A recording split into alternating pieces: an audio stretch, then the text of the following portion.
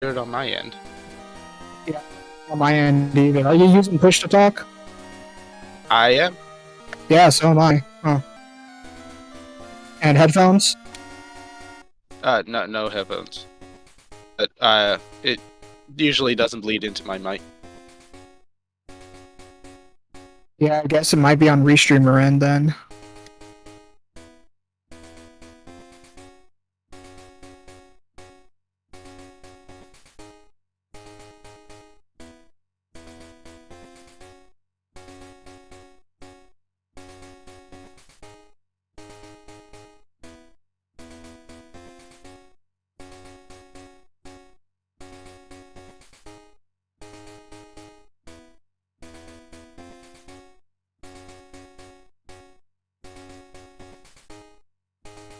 It's over now? Okay, it's fixed. Okay, we should be good to go then. Alright, do you want to introduce our runners first? Yes, Alright, well, hello everybody. I'm Demnix, and I'll be one of the commentators for this match of the 2022 Pokemon Crystal Full Item Randomizer Tournament. I'm here with my co-commentator RPG Mel 710. How you doing? I'm doing great. And I think we can start the race now? Yeah, we should probably just start the race now. We should be starting in just a moment. To give a quick explanation of what this tournament entails, what this match will entail, all badges, Pokegear parts, items on the ground, and items given by NPCs, they've all been shuffled amongst each other, and the goal of this race is to defeat Red at the top of Mount Silver. And in order to reach Red, the runners will need to collect all 16 badges to make their way to Pallet Town. And in order to make it to Pallet Town, they have to collect the 3 parts of the Pokegear, and either the Cut HM or a combination of the Surf and Waterfall HMs. Additionally, all the Pokemon locations and movesets have been randomized. Runners. Driekiann does not have a lot of experience with Crystal, but he is primarily a Pokemon Red speedrunner. He did do some key item randomizer for Crystal before, but has only started recently working on full item randomizer this month for the tournament. But he's having a lot of fun so far. Other games he's run Ran 3 speedrunner and randomizer. He's run A Link to the Past randomizer and Pokemon Pinball. It seems our runners are off, although a little bit out of sync it looks like. And Driekiann's timer did not start. Oh, that's a problem.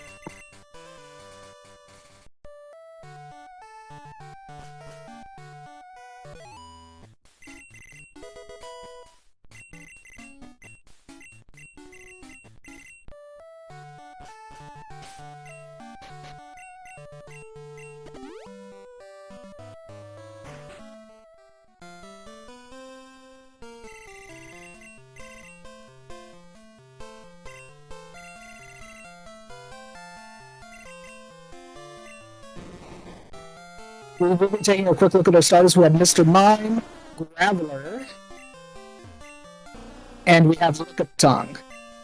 This is an interesting choice. I think Lickitung is runnable, but Mr. Mime is the clear superior. Yes, you usually want to go with special attackers, considering that there are a plethora of good special attacks in the game and not quite as many good physical attacks. Lickitung is definitely not an unrunnable Pokemon, however. Graveler, on the other hand, yes, would be considered unrunnable. Yeah, avoid the ground rock types. Yeah, and normal type also in this game is particularly great, considering it hits almost everything neutrally. Finding a TM on the ground, TM22. So I believe, was it Lickitung that has a better special than physical? I believe it has a better special. I'm actually not sure on that. Maybe someone in chat can confirm. But while we're making our way through this route, I do want to talk a little bit about DiegolazoR4, since I talked about Driekiann, but I haven't talked about him yet. Diego, his favorite Pokemon is Minun.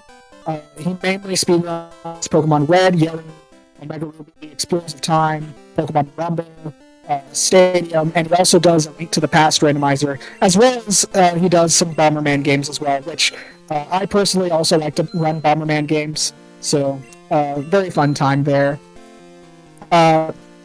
This is Diego's first match, but Driekiann did take a loss in his first match, so a loss here for him would unfortunately put him out of the tournament. So let's hope we don't see that. Well, I don't know. If you're rooting for Diego, then you might want to see that. But it would be unfortunate for Driekiann if he does lose here.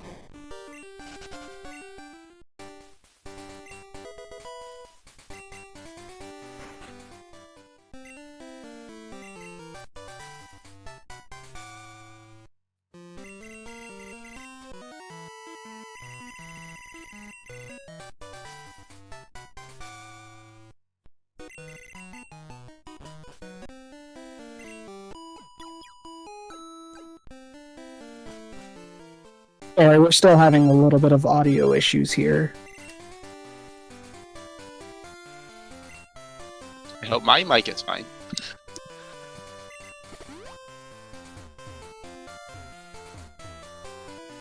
I don't believe we've seen any key items yet, have we? Sorry. I don't believe so either, but I've been a little distracted.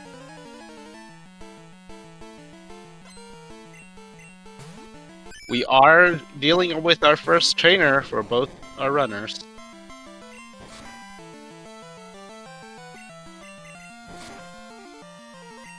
Well, chat says they both just got Rock Smash. That is pretty big.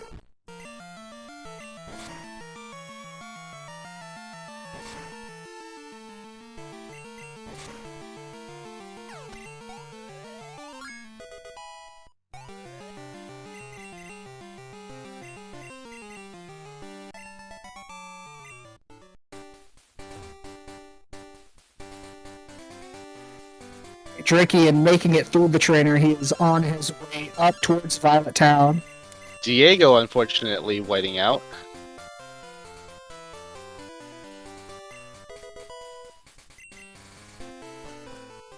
Alright, Driekiann's going to be checking the item in Dark Cave. This item right here will be out of logic since he does not currently have flash access. And if it's an important item, this could give him some good information about where other potential items may be. They look pretty synced to me.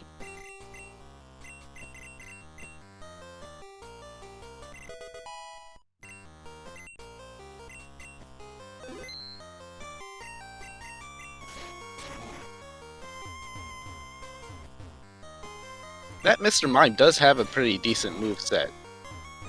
Indeed, it was not a bad set at all. That level 15 Rock Smash main could be good.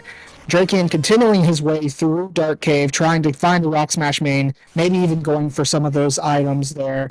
But he is taking a reset since he did not get a Pokemon from Rock Smash. He's got a 1 in 3 shot here.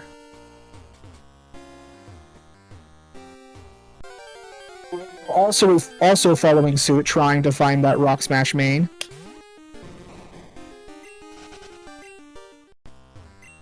Yes, Driekiann never started his timer, unfortunately, so we do not have a time for him. I just saw a crunch TM.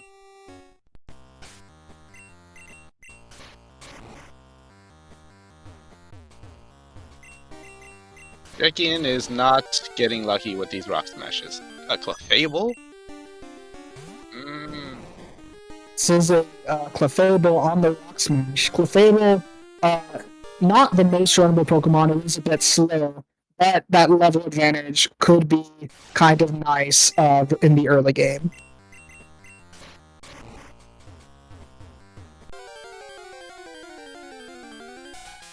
That is a Jinx Wild Encounter.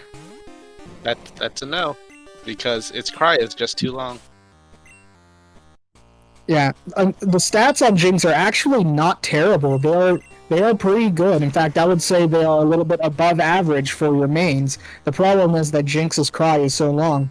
However, if you do find a Jinx, say on the Lugia, and you don't have that many fights left to go, Jinx is something that you could consider running.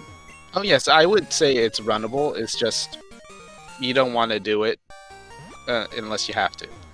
That is a mineral badge, by the way, from Driekiann.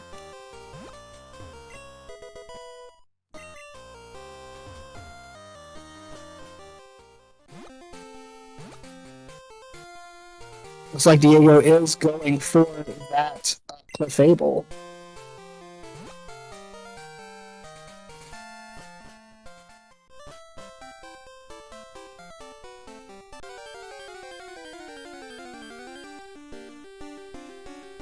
I'm not so sure about this switch, but it'll definitely pay off for the first few battles.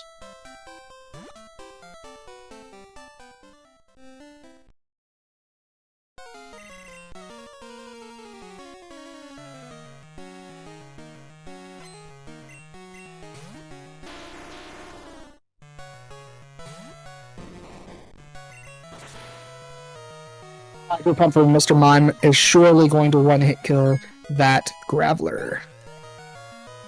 If it hits.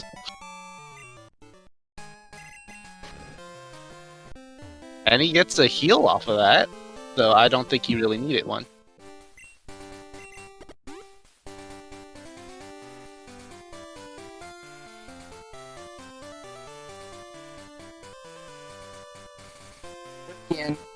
Yeah, Diego still making his way through Dark Cave. He will be finding that mineral badge very shortly. I just don't think you want to carry that Clefable all the way to red. That's all. That is a Mr. Mime level. I'm sorry, a Alakazam wild that you can catch. Alakazam, a pretty decent main. It is a little bit frail, but its special attack is quite high. It has Mach Punch and Belly Drum. It looks like we have swords today instead of spoons. Or forks, rather. Maybe swords. I'm not sure how I feel about that. Belly Drum is good.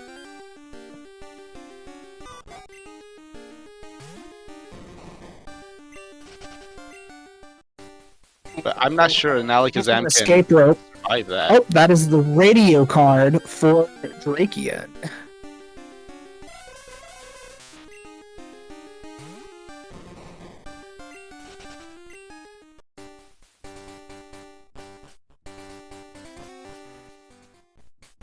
Knives, yes, knives. I forgot what utensil we needed, but it is knives indeed.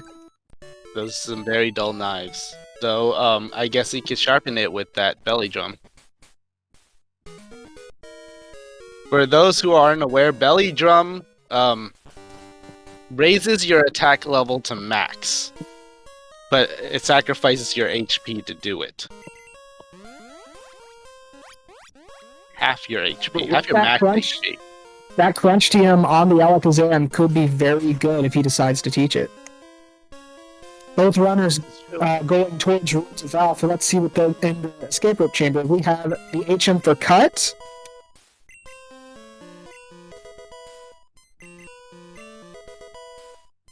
As well as the HM for fly. That is very good. We've been seeing a lot of early fly in these runs lately.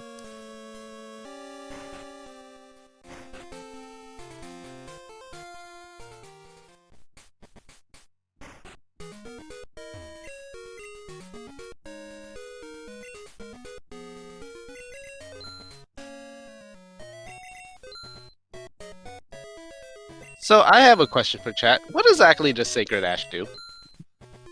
I never figured it out.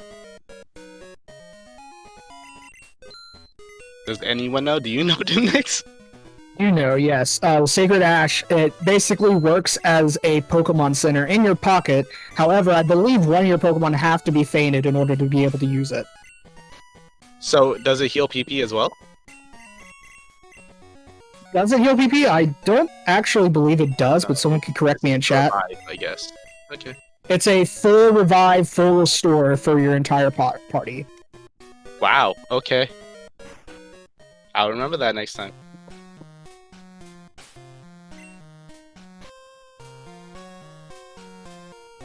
You see separate paths going on here. We have Driekiann climbing the Sprout Tower and Diego taking on Faulkner. Apparently, Sacred Ash does heal PP. That is very interesting. Very cool.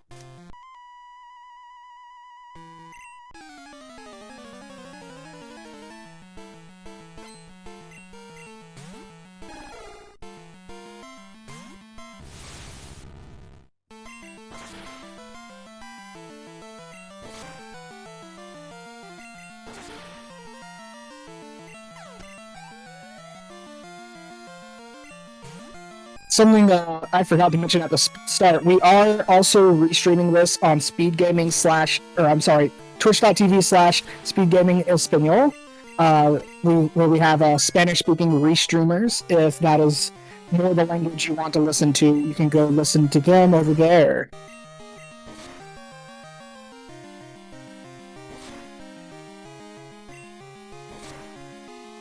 Faulkner not giving any key items, but there was money.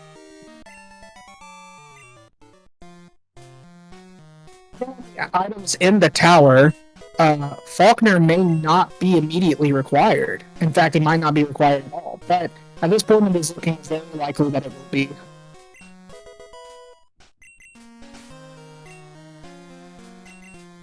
Diego also making his way up the tower.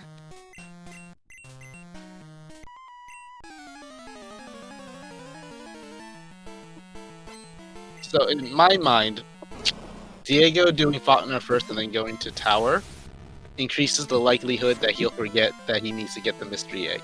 I mean, just the egg, I guess.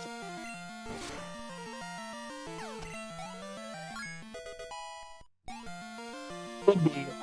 Also, I believe Diego... Is Fly not marked for Diego? Oh, it apparently is not. Thought I did that. Hold on a sec.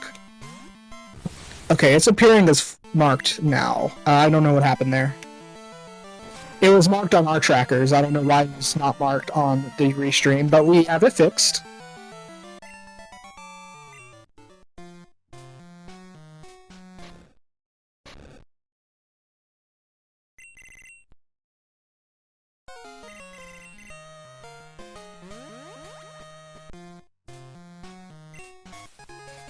That's a Fog Badge for Driekiann.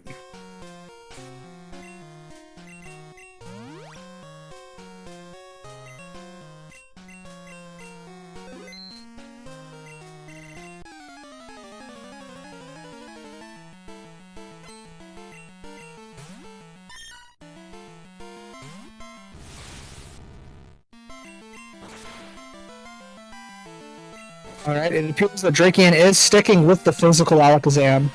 This could pay off for him later if he finds some good special TMs. Meanwhile, we have Diego running the Clefable. And it seems to be doing him pretty alright. Back to Clefable has double edge. It's gonna do some work. Yes, that is very nice for Diego. For Diego. Outrage on the Alakazam. That is also a pretty decent special attacking move, being 90 base power. Unfortunately, it does lock you into the move and will confuse after it is done outraging. Fortunately, Dragon doesn't get resisted by very much. So picking up the Fog Badge.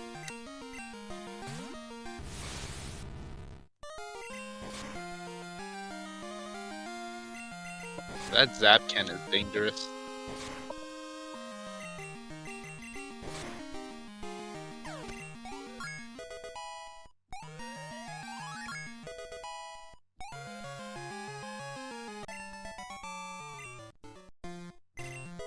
That's the problem with Alakazams. If you don't kill things in one hit, it's gonna have problems. The runners are through the tower around the same time. However, Diego has already cleared Faulkner, if I'm not mistaken. So he can go on ahead, grab the egg, and get out. Meanwhile, Driekiann will have to fight Faulkner now.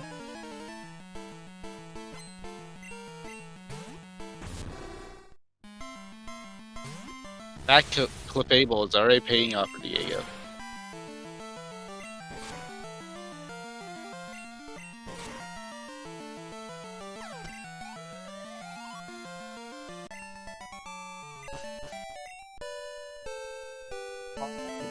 Is about to make his way towards Union Cave. Let's see what he has.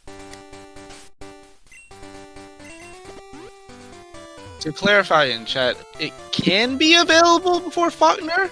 You just need the squirt bottle in order to go all the way around.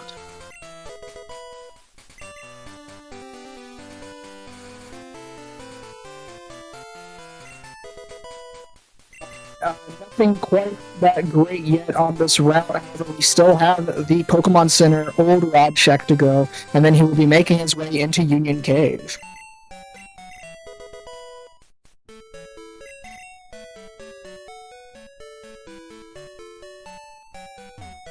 Taking a moment to probably mark his tracker and decide where he's going to go next, which ultimately will be Union Cave.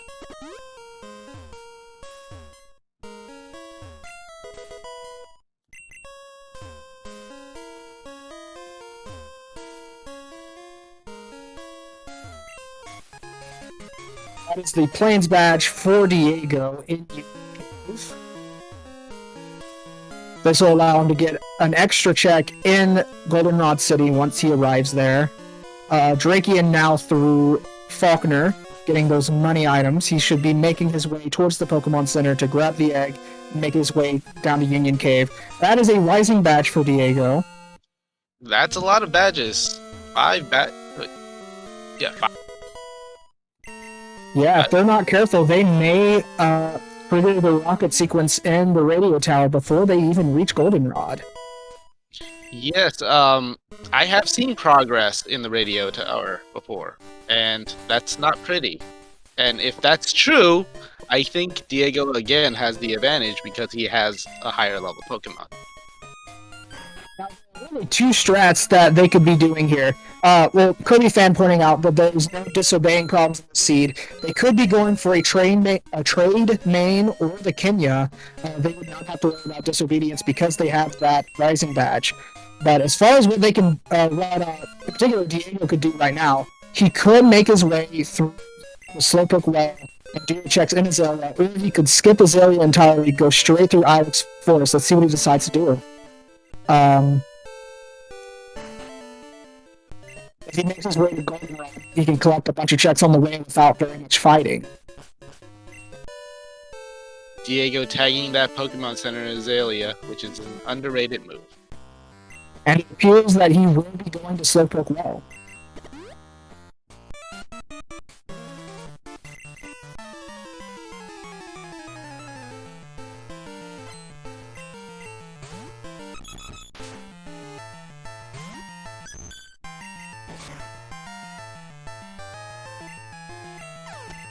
Driekiann should be finding the Plains Badge and the Rising Badge very shortly.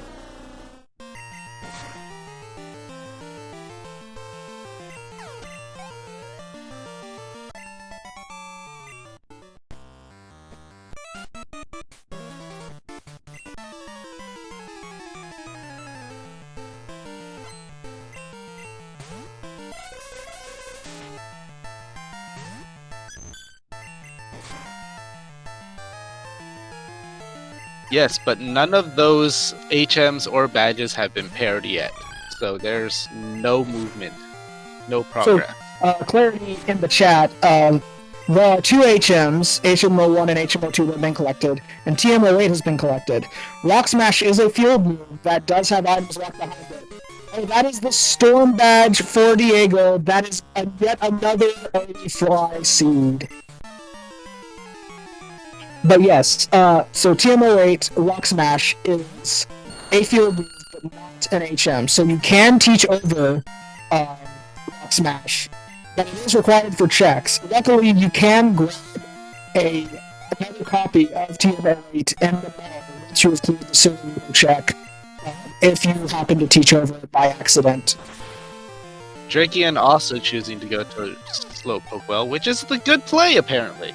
The good It's the right play play. as Storm Badge is in the well. Considering just how many checks there are outside of the well, going into IX Forest, Goldenrod, the National Park, and possibly the progress is in those areas, if they were to skip this area, they might have been looking for a Storm Badge for quite a while, so it is very fortunate that both of them have decided to go to Slowpoke Well and grab it here.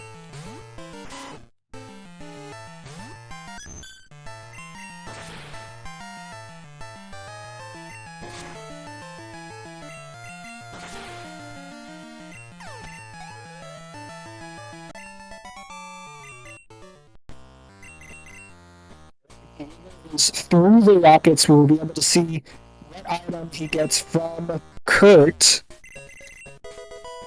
Just a cleanse tag. Now, he could go straight to the forest, or he could go fight Bugsy. Let's see what he decides to do. Well, he's first teaching Fly to his Clefable. Interesting move to teach it to your main. Yeah, Fly, if I'm not mistaken, it is a 90 base power move, but it is 2 turns. I believe it's 70, actually.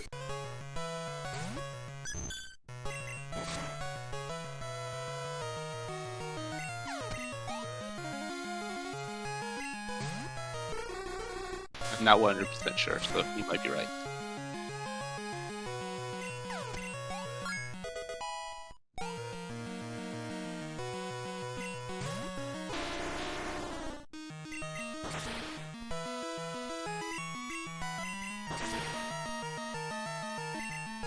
Graveler showing how much defense it has.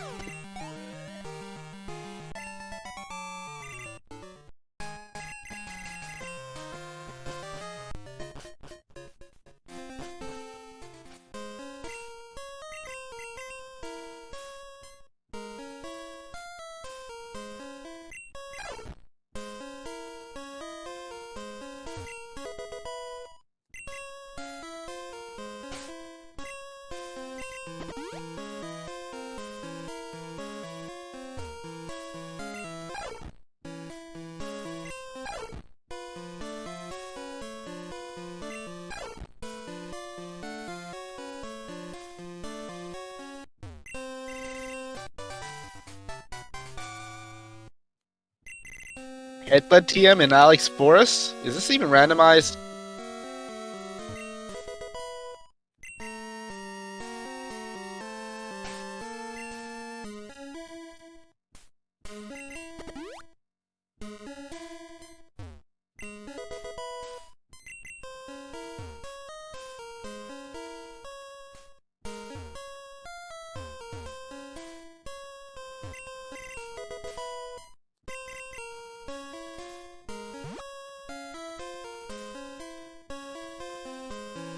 So to clarify what was asked in chat, the cut tree has been removed in these settings so that we don't have to worry about those, about getting cut early.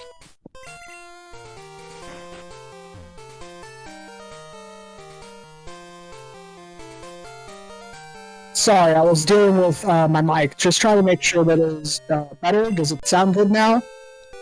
It sounds pretty good. Okay. Hopefully my connection stays okay. I don't know what's going on with it right now. Oh, it did cut out a little there again.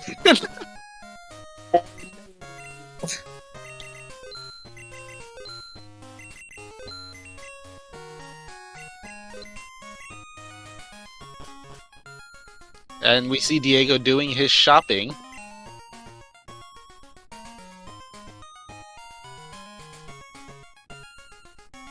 Ooh, Fire Punch. Fire Punch TM in the mart. That'll be very good for the Alakazam once Driekiann makes his way there.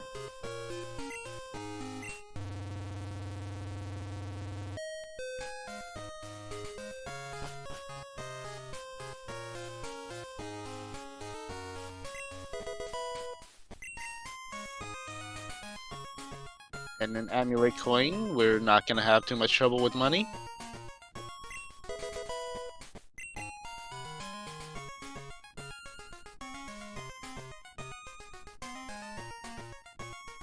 Yes, I didn't see Diego come back for this, but they do have fly, so I'm not sure. Oh, that's a squirt bottle.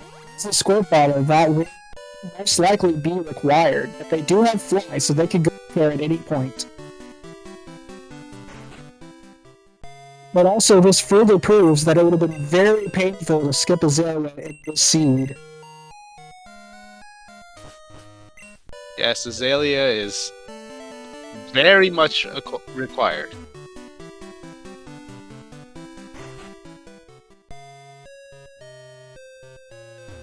Fortunately for Diego, he just has to fly back. He's probably not going to miss too much time checking everything else first. He's also getting a few more levels on that Alakazam. He may stick with his main after all, especially since there was no sign of the pass and there is the squirt bottle.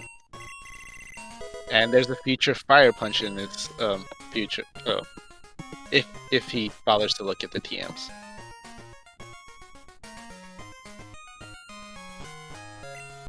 So far, I don't believe there is anything important in Goldenrod. We still have a couple more checks left.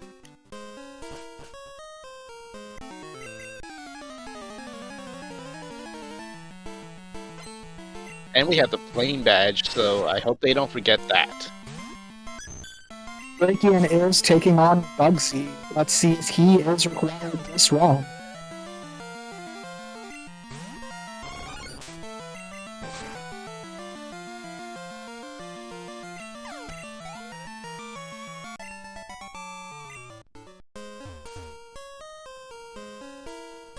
That Snorlax eating a lot of Mach Punches. Yes, and that Snorlax had Fury Cutter, which is very scary for Driekiann. Diego finding the Pokegear. This early Johto is very, very, very lucrative. Yes, there is a chance that they will get all three parts of the Pokegear quite early, and if they find their progress, the Kanto can switch to a level 50 Snorlax.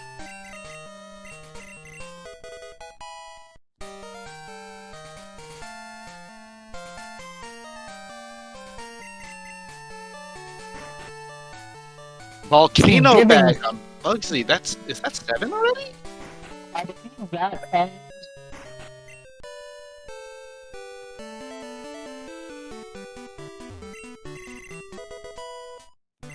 No, it's just 6.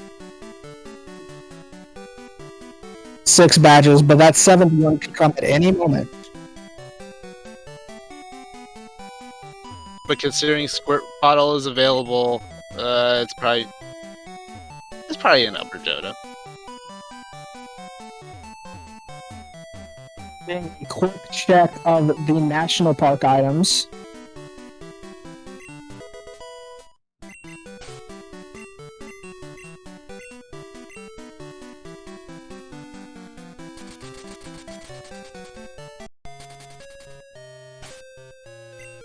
Yeah, Diego's not gonna miss those items unless he somehow gets passed from Whitney or this TM fetchathon. Is turning in the Kenya.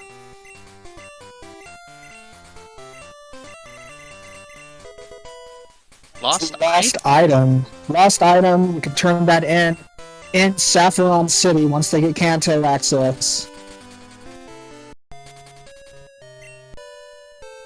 And Diego checking in the check that they get for turning in the Kenya. And it is the pass. Wow. The divergence. That pass is going to be huge. That gives them access to a lot of the map. They now have the Squirt Bottle and the pass in Logic here.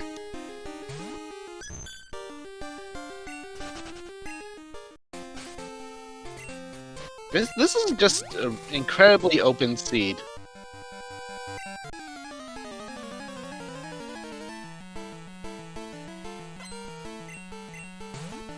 Sandberg pointing out, can you with the Copycat Girl care package? Yes, that pass lets them turn in the lost item in Saffron as soon as they want to. And that pass takes them straight to Saffron too, so it is right there. And not only that, when normally you turn in the lost item, you get the pass. So both of those items are associated with the copycat girl. That is very interesting.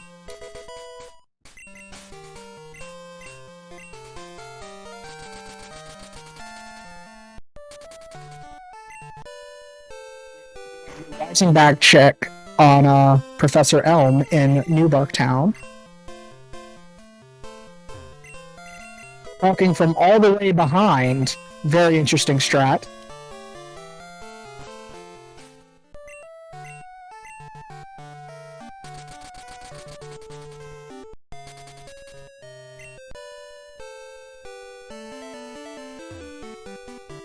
And we were seeing the Kanto trip.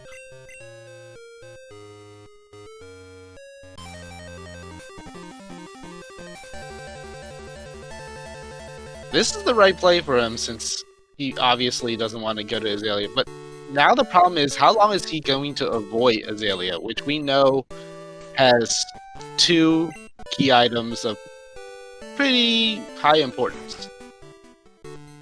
That's a good question. That is the Dig TM. Dig will allow him to save money on escape ropes. Usually a little bit better to find earlier rather than later. But if he so chooses, he can use that to save money on escape ropes. Just a PP up on the lost item girl. Yeah, that could be some decent money though. Question in chat: how does Drake have Short Ball and Storm Volcano Badge? They were the checks from Bugsy and the Charcoal guy. Diego has not returned to Azalea yet. He did clear the Rocket Hideout, but he did not defeat Bugsy. He check the Charcoal item. They both did the Slowpoke well, yes. Yeah, luckily for Diego, those are 2 fairly quick checks once you have a good main to be able to take down all of the Pokemon in Bugsy's gym in one shot. So it won't be too much of a time loss. It's just a matter of when is he going to go back there. Drake choosing to fight the 4 Pokemon trainer battle here in the basement. Going right underground. Yeah, some people do choose to do that battle a bit early. Personally, I don't agree with the strat. I think that there's really not a point to doing it right now, especially since basement may not be required. But different runners do have different strategies for that, and sometimes that little bit of extra experience pays off. That Alakazam does not have Fire Punch currently. Though, to be fair, no, he doesn't have Pass, so it doesn't really make sense. No, for a cycling main swap, let's see what he can find. And he's checking hidden items. Driekiann. It's a Tyro, not super runnable Pokemon, doesn't dive into an Mod. Driekiann getting the Pokegear. Weeping Bell, that can be a pretty decent main, evolving it into a Weeping Bell, into a Victory Bell. It is a pretty good Grass-type main.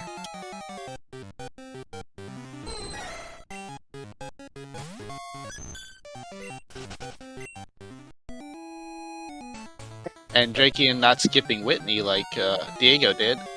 Absolutely, Driekiann, it will be taking on Whitney. That is a Jinx on cycling level 33. I would switch to it.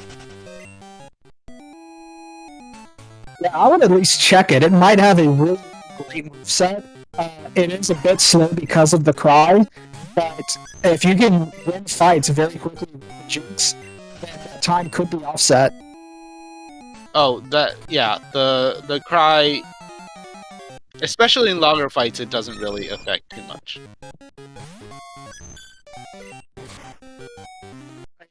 Yeah, that. Fortunately, having to reset. Those are some good choices there. I mean, they're at least on par with the Clefable, in my opinion. I've definitely seen some worse cycling road mains, so Tyrone I wouldn't run, but the rest of them I probably would consider. Oh, but he's going after the Tyrogue. He is going after the Tyrogue. It does evolve based on the attacking stat of the Tyrogue. So if it has a lower attacking stat than its defense, I believe it evolves into Hitmonlee, and a higher attacking stat is Hitmonchan. And then if they are the same at attack and defense, it evolves into Hitmontop. Someone in chat can correct me if I got those mixed up. And Whitney, not getting anything.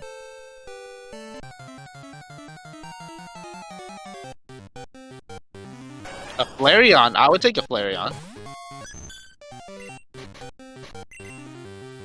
Sorry, yes, correction in chat. Whitney does give 2 TMs. I meant narrow key items, but the TMs could be good. Diego will be giving. Let's see. Oh, and he's going down to Janine. Looks like. Yes, it appears he is going down to Fuchsia City.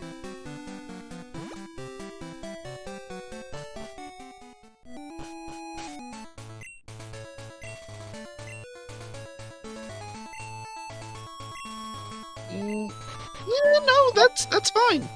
That's a decent enough moveset on the Flareon. It is a physical Mon, so seeing that double edge on there, it will be. And he has Fire Punch. And with Fire Punch, yes, it will get some stab. That's not too bad. Yeah, that's a runnable Flareon. He's got beat up too.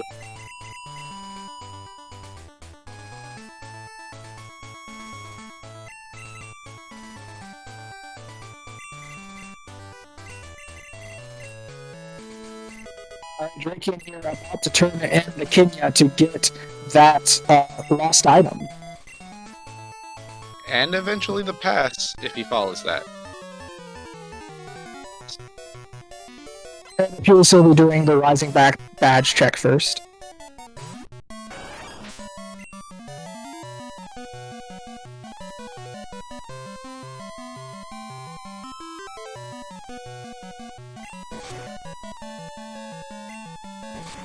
Ouch. That punch from the Seadra doing a lot of damage. That 5-level difference is the thing.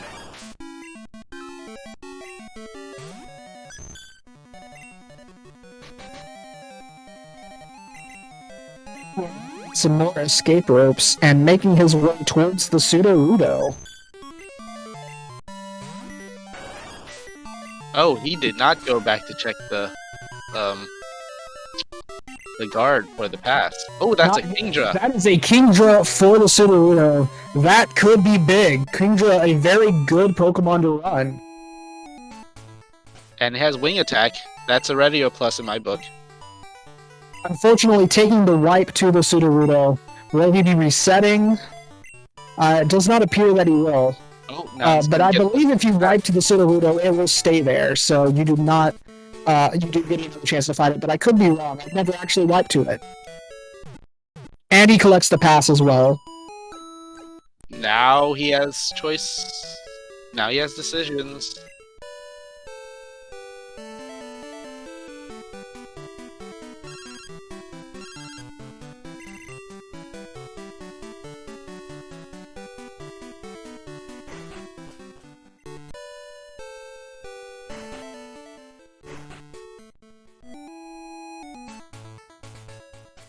He's making his way up to Cerulean City, going to check the house item.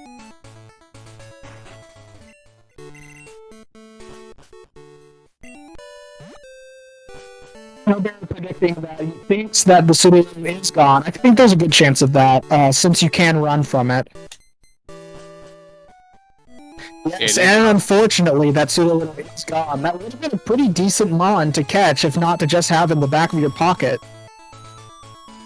Interesting trivia we have learned today. The question I have now is, will Diego actually go to Rock Tunnel and do it in the dark? Diego did not miss the dojo check, it was Dig. Driekiann doing kimono glows as he makes his way down south of Lavender Town. Unless I missed him do something else, but I believe he hit an optional. Yes, he unfortunately got hit by the spinner on that route. That Jinx with confusion, that could be scary. It is 100% runnable. Unfortunately, going to knock out the Clefable as well. And it had like 4 levels on the Flareon. I think it would have done work against just about everything. Particularly bulky Pokemon, kind of hard to take out, very annoying, but he is through. Guaranteed confusion. Oh, Drill Peck! Okay. On the Flareon, that is a fantastic move for a physical attacker such as Flareon. Flareon is now a god, never mind.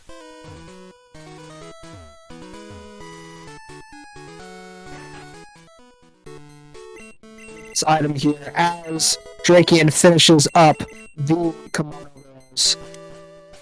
Still, a Jinx that has confusion, Fire Punch, and Crunch? That's pretty nice. That is pretty nice. I would consider running that. Personally, I am one that may Jinx in situations where some may not. I had one really good run at one point that had a Jinx, and honestly, it's not as bad as people make it out to be.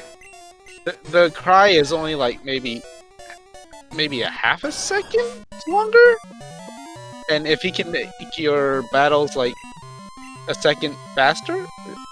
That is strength, HMO4 on the Kimono Girls. Yet another seed where the Kimono Girls have a key item. Remember, folks, never skip the Kimono Girls. They apparently always have something.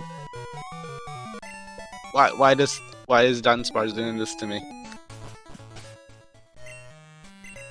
Every freaking seed. Is it me? Am I the one who's cursed? I feel like it's me who's cursed. That's a Boulder Badge. Boulder Badge out of logic in the Rock Tunnel. We are seeing very, very different paths from both runners here. That's out of logic 7 badges. That's an interesting idea. Though. If he goes back to Azalea, he has Ice Path access.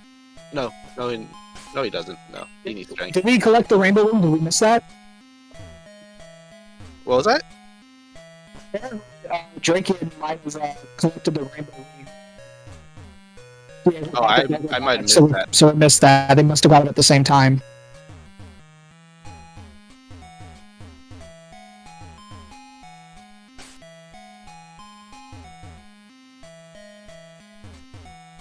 Rainbow Wing is a nice find too.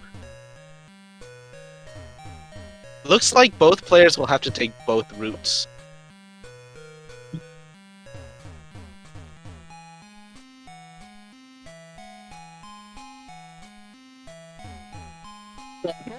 Mic is getting worse. I don't know what's going on with it. I do not appear to be having connection issues, which I thought was the problem.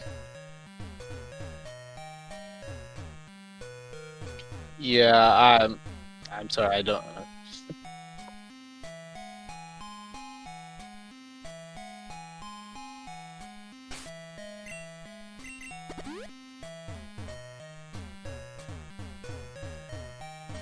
That is the thing I like about Outrage. It does skip having to make you input the next move. Outrage, Thrash, that's the value of it. But it that can also... that is a benefit from Outrage, that it does save text boxes that way. Darn, I didn't switch the audio fast enough. That is unfortunate. Oh, that is a doot. The Suicune. Sounds like a Mantine to me if I've ever heard one.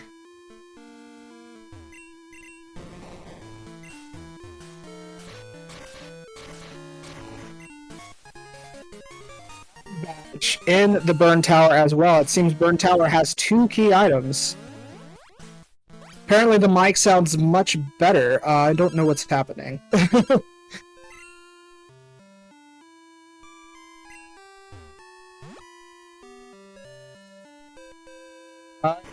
I don't know what I did, but apparently it fixed it.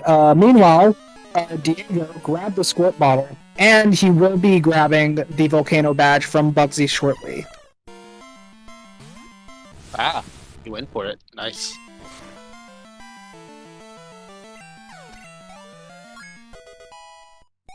Did he grab the squirt bottle? Sorry. Yes, he did grab the squirt bottle from the charcoal check.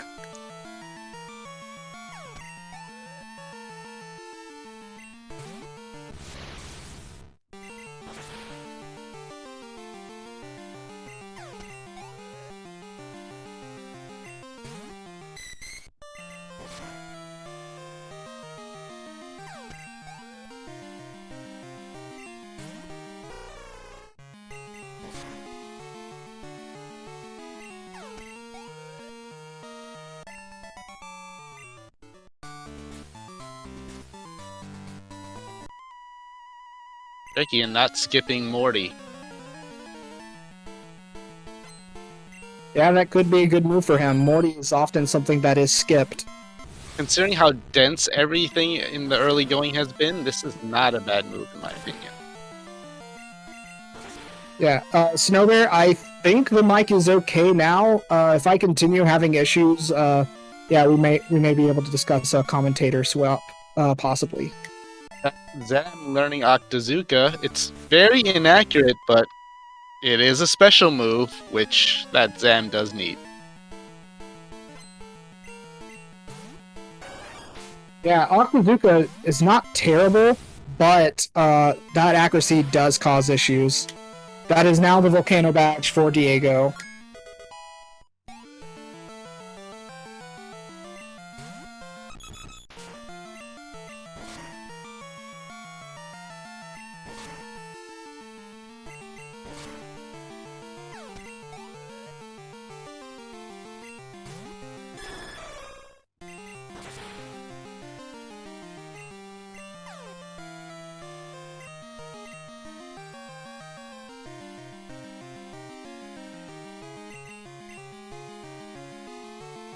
I doubt he'll be interested in the Kingdra we're about to see.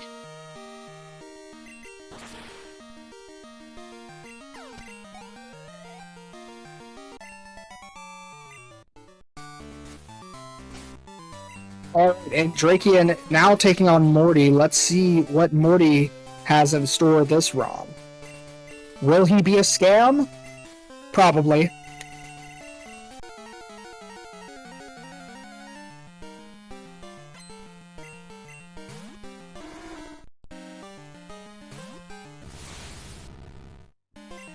He certainly is a scamp.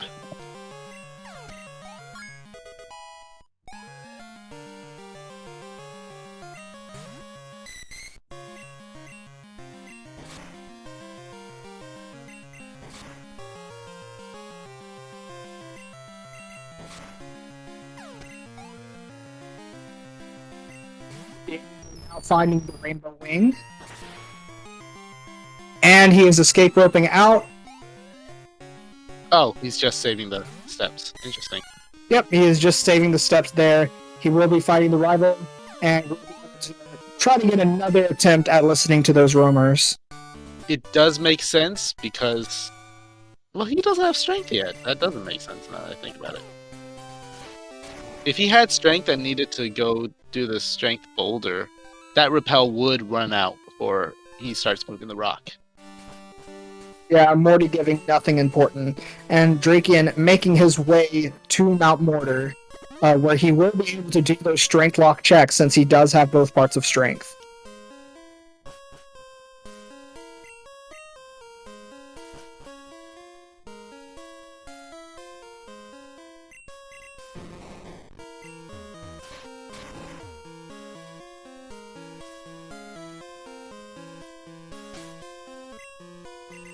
Well, we still have a possible clear bell into Tin Tower, but that's just possible.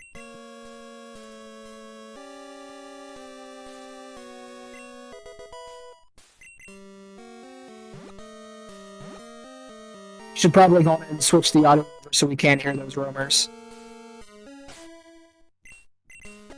Thank you for reminding me. I think we're too late. Once again, only the doot doot doot. Gosh darn it. It froze on me. I swear to God I pressed it beforehand, but it just wouldn't. Yeah, I don't know. I feel like the tracker is having a little bit of issues, but oh well. The roamers are a Weedle, a Seal, and whatever the heck doot doot doot is. I don't actually know. Oh, okay. Right, you did say that earlier.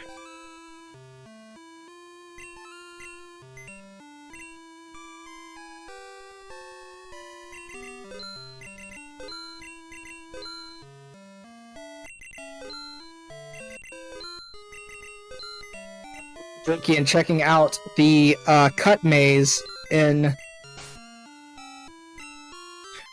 Sorry, and apparently we share the audio controls and tracker controls with the Spanish restream.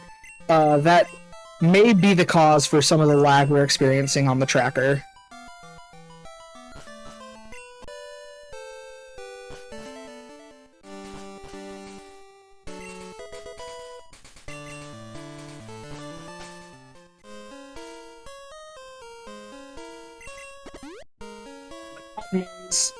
Lake of Rage does not appear to have any important items.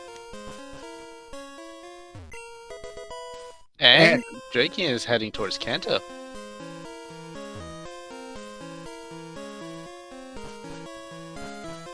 Was there the SS ticket? I'm sorry, I keep missing these items. Yeah, I missed it too, so.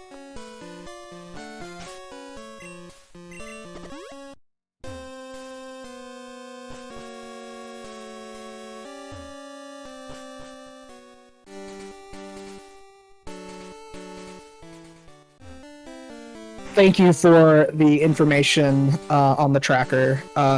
This is second time commentating, first time tracking, so we're still getting used to these things.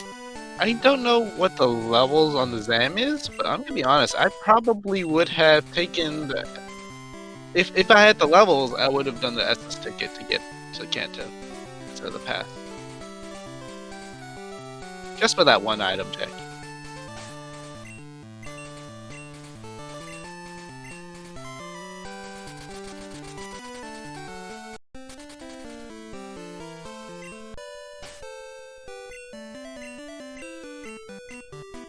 Yeah, I guess you could just white out.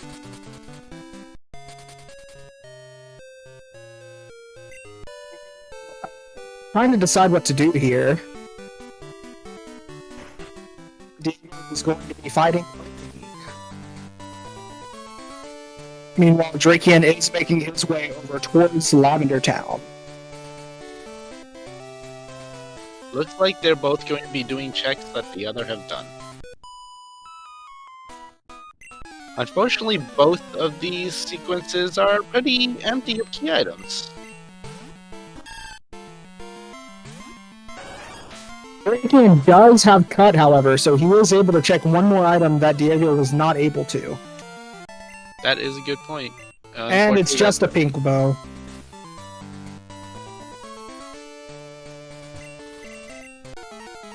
He can go down to Janine if he feels like.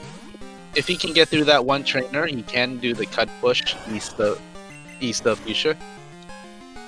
You can grab that item there that currently Diego is not able to grab. Since Driekiann is making his way into Celadon, he may decide to go all the way to Fuchsia.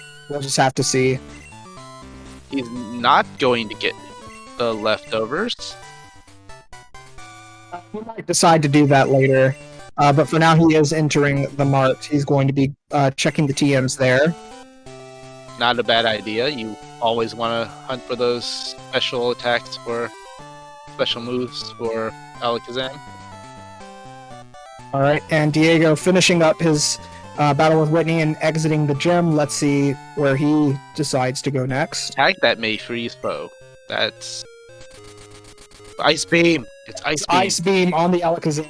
That could be very, very, very good. I also think I saw either Rock Slide or One of the rock throw. Diego is making his way into Olivine. And because he has Fly, if he knows the strat, he may be able to skip the rival encounter cutscene. Oh, there's a Feraligatr here in Cycling Road. Feraligatr on Cycling Road. Pretty decent. Personally, at this point, I think I would stick with the Alakazam. It is a close enough level to the Pokemon on the Cycling Road.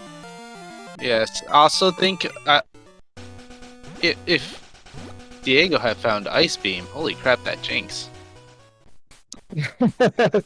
Unfortunately, Diego not using the rival cutscene skip strategy. It's just a few seconds, it's fine.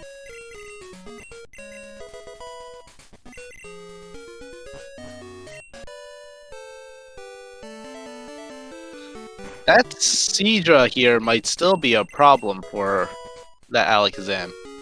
Very much so, yes. That Seadra does have... Snowbear saying Jinx is just bad. I respectively disagree. Jinx, bad cry, decent stats. I think when it's 10 levels higher, and it has Confusion, and it has Ice Beam, I think you run it.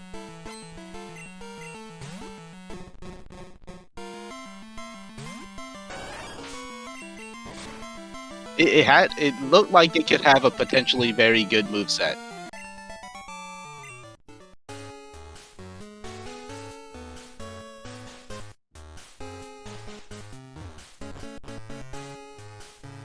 I do like the buzz. Oh, Diego hitting an optional in the lighthouse. Did I see that optional have 5 Pokemon, or am I mistaken? Yeah, this is a bad optional.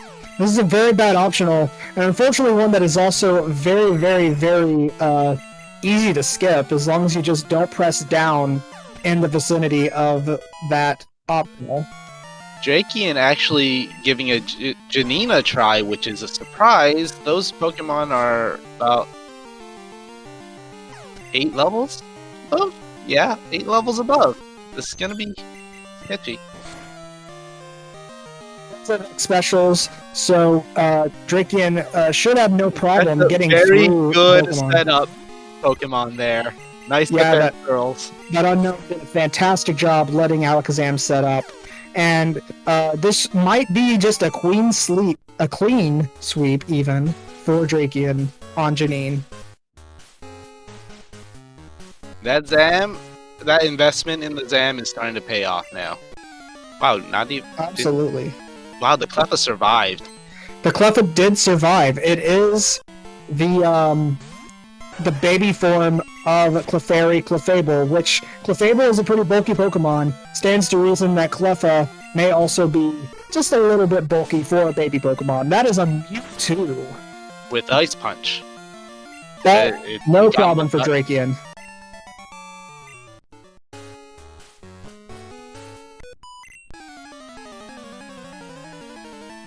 And we're about Snowbear, the house.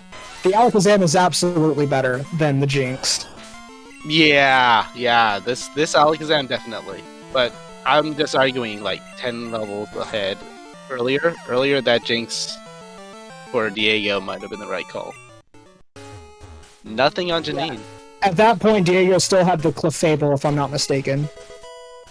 Yes. It was still like level 21, 22.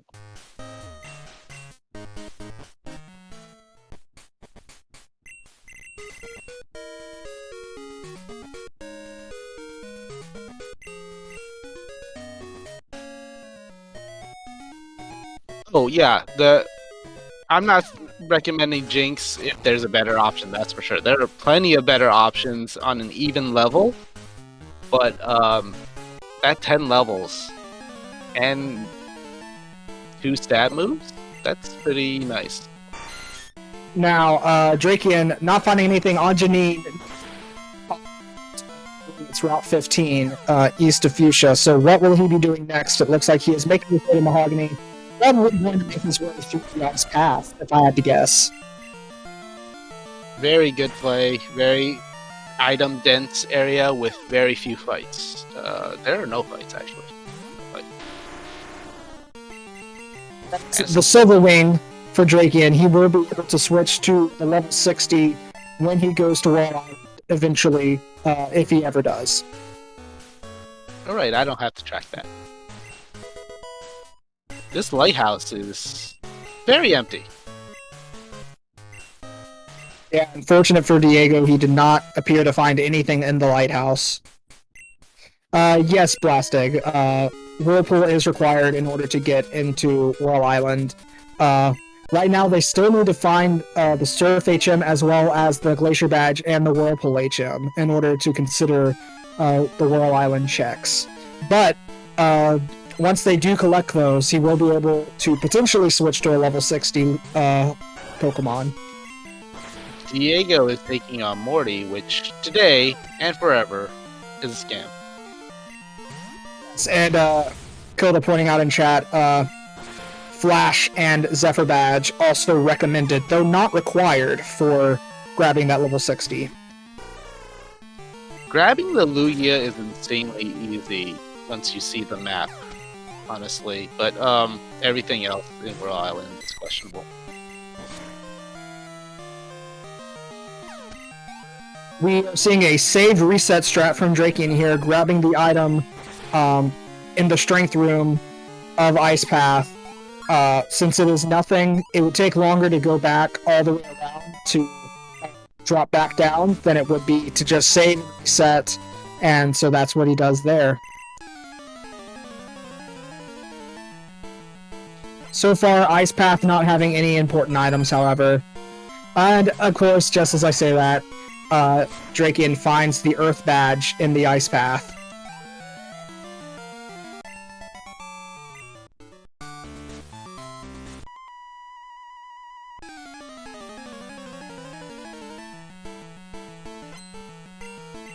The key items are starting to slow down, but that's to be expected considering we were getting like half the key items in like a fourth of the game.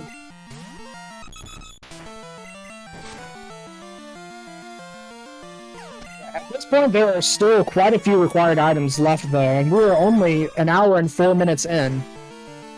This has been a pretty quick seed so far. At least in terms of options opening up.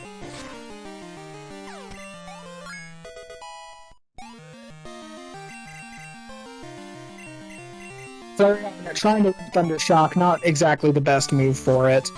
And Diego, finally at Morty, he will eventually finish the fight and realize it is a scam.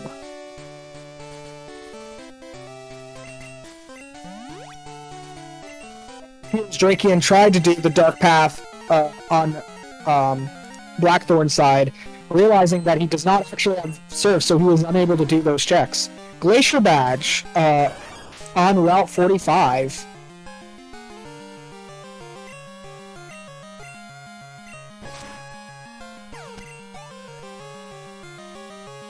Unfortunately for Driekiann, he skips a check. He will have to fly back to Blackthorn. That's only a minor time loss, but it is a little frustrating when that does happen.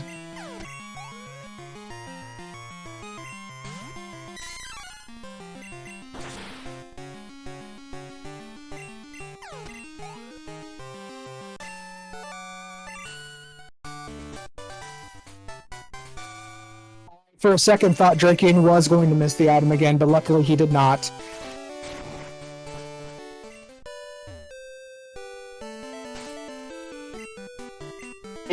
Through Morty, he is deciding what to do next.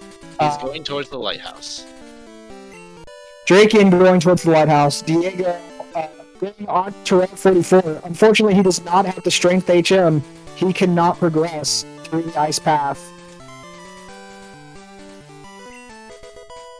Those kimono girls.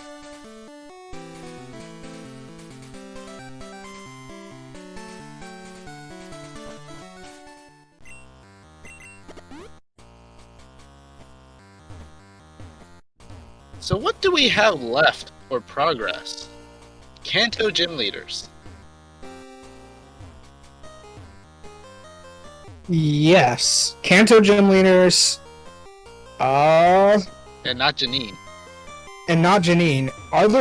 Is there any other progress? I guess the Nuggy Hedge Maze is progress. They do have cut, or at least Driekiann does. So he is able to grab the cut item from there. That is 2 checks on the Nuggy Hedge Maze. Right, because Diego doesn't have strength yet, he never got the Hive badge that is behind the strength boulder in the Burn Tower. This isn't really going that well for Diego. This may be another seed. Oh, and also the boat. Yeah, we forgot. The SS ticket is also available. There is a check on the boat. That being said, though, this could be yet another seed where it just comes down to one of the runners not checking a slightly inconvenient check for a very long time. But it is very early.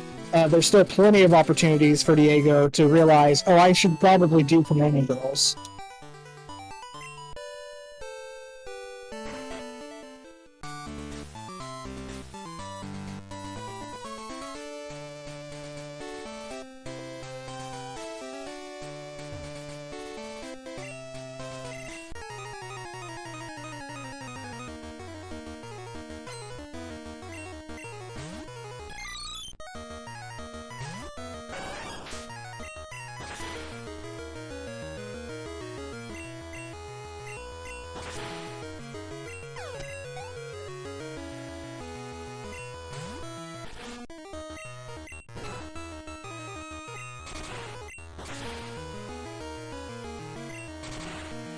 So if I had to put my money on what the next key item we'll find with progress is, it's probably Surf. It has to be Surf, right? It could be Surf.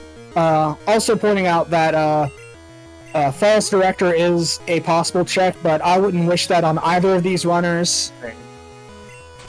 I've done that too many times, though, so I know it's a possibility. I just don't want to know it's a possibility. We don't even want to put that energy into the universe. Oh no, Driekiann hitting the optional spinner in the lighthouse. Very unfortunate. When it comes to optional spinners, at least this one has only 3 Pokemon. It could be Clear Bell, yes. That would be a very big find as well. Could be Clear Bell, could be Card Key. Could be Expansion Card. Yes, all of these items would give quite a few more checks, so it could be any of them, really. But unfortunately, we know that both Janine and the Lighthouse will not be giving any important items to these runners that will help them progress in the seed. And it looks like the Flareon's having a little bit of trouble on the Mewtwo, unfortunately, going down to it.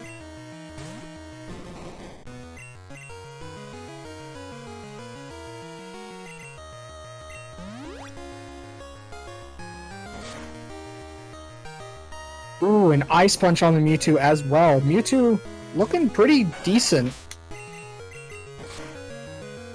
Too bad no Pokedex to find out where it is. Even then, we might not want it because it'd probably be too low level. So I think both of their mains right now are decent enough to make it through at least this part of the game. Oh yeah, especially with X items. Taking that poison damage, since that last sludge did still leave the Flareon poisoned. And Diego making his way to Ecritique. Will be entering the center to get the Bill cutscene, yes.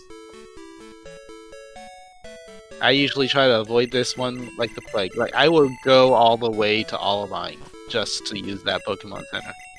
Yeah, it is a little bit of time loss in the Pokemon Center. It is nice if you do decide to try to main switch to Bill's Pokemon.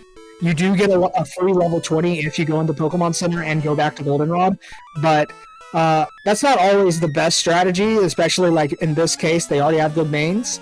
Driekiann is on the boat. Diego doing the kimono girls where he will find the HMO4 for strength.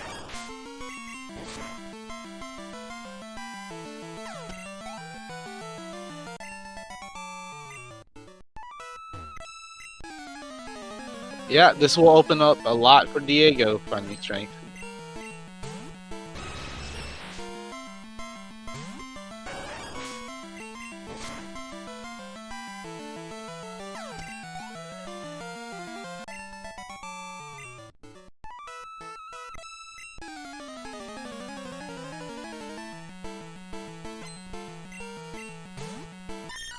Driekiann about to get a nice heal from this battle.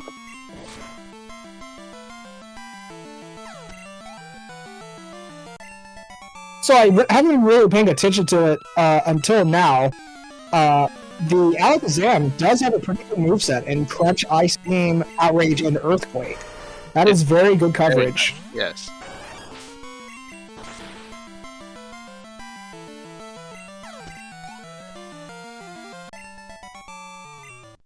Everyone is probably going to have to do Kanto Gym Leaders, unless the SS ticket here has something, or the Hedge Mage has something, and... Did I say Hedge Maze has something?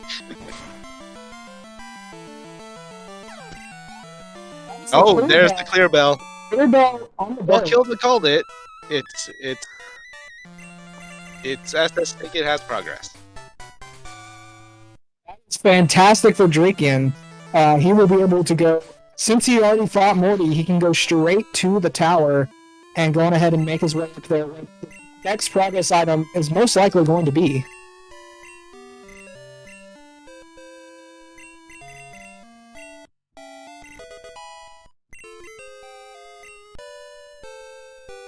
And it looks like Diego's gonna go get his Hive Badge.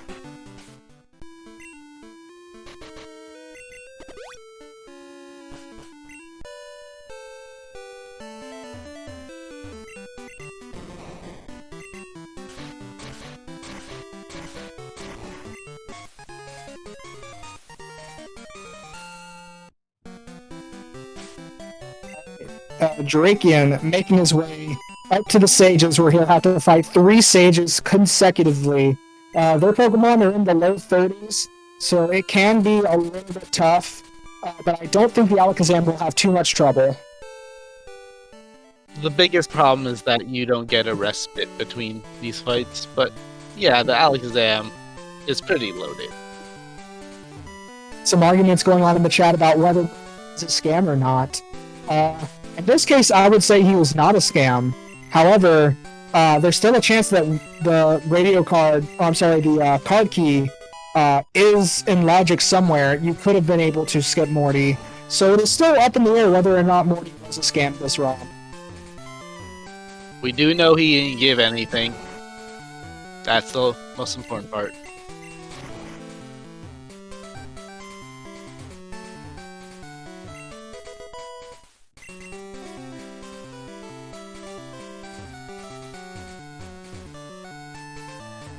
The SS ticket for Diego, and is my mic having issues again?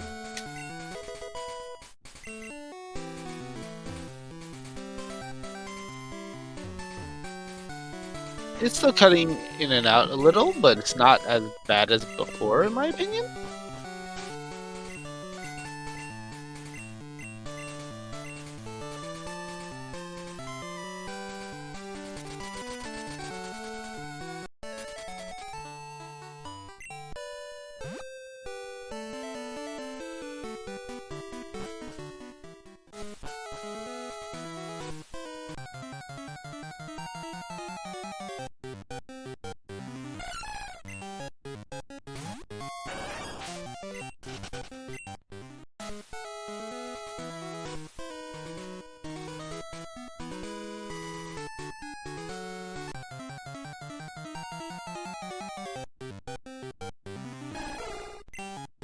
Diego not repelling through this area, running into a fight. And we see that Mantine. A very annoying Mantine who can heal itself.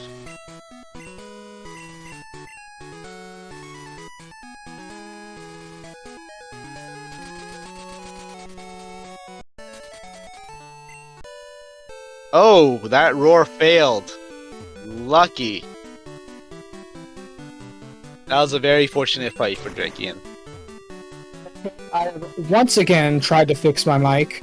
How do I sound? You sound good right now. Okay, let's hope it stays that way.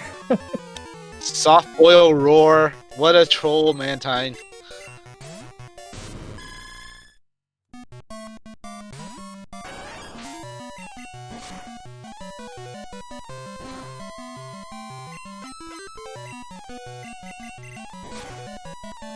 The Flareon frozen by the artillery, but able to quickly thaw itself by using Fire Punch.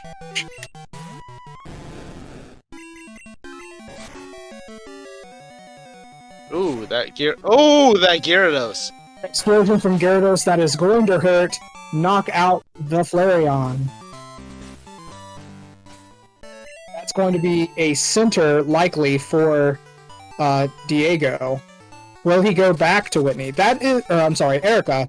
But that's Waterfall for Driekiann.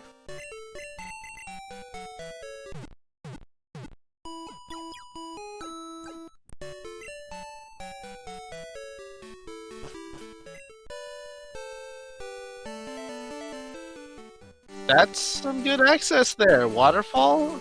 Now you can do the rest of Mount Mortar. Yeah. Unfortunately, still no Surf. Super Rod in the tower as well. They could fish for a level 40 if they would like to, but they choose to reset the Super Rod away. This is true. It is useless without Surf, but we are one HM away from that.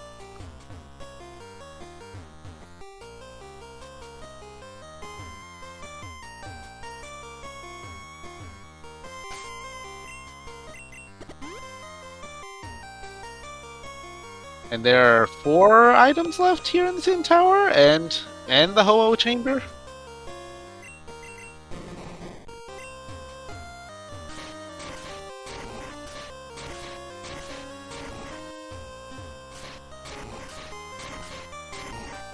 Yeah, it's looking increasingly like Surf is the next thing that we're going to get. Ooh. Hello, Cascade Badge. Cascade Badge in the tower. Therefore, the tower is at least required.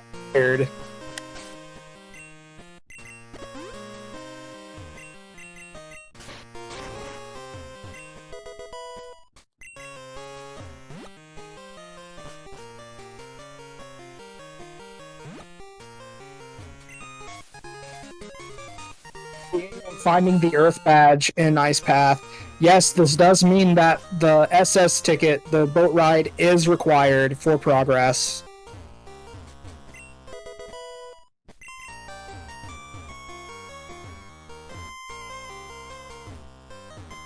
That's another will they, won't they item, because really, what reason do you have to use that unless you're just desperate to find an item? It's always a question when people will use it.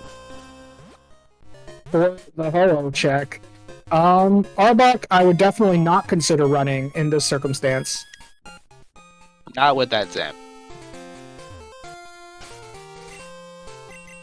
Alright, and since Drake does have strength, he will... Wait, did he already check the Waterstone Chamber? I do not believe so. He does not have Surf still, so he is unable to check Ho-Oh Chamber, nor the Strength Chamber. Or the Waterstone Chamber, rather. That's very true. So it seems that Surf is likely going to be on one of the Kanto Gym Leaders or in the Nuggy Hedge Maze. Oh, what if it's Erica? That would be... And Diego noped out of it.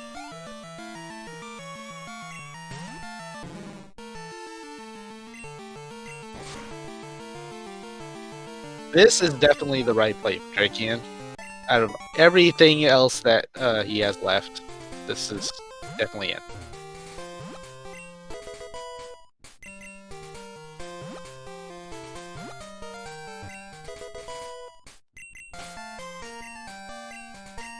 Yeah, fortunately, since the Alakazam is around the same level as the other Pokemon, it will be taking more than one hit. Uh-oh, that Gyarados does have Explosion. That would be GG's for the Alakazam right there, if it were to connect. Oh, that crit was so important. Oh yeah, absolutely. Alakazam making it through onto the second trainer in Erica's gym.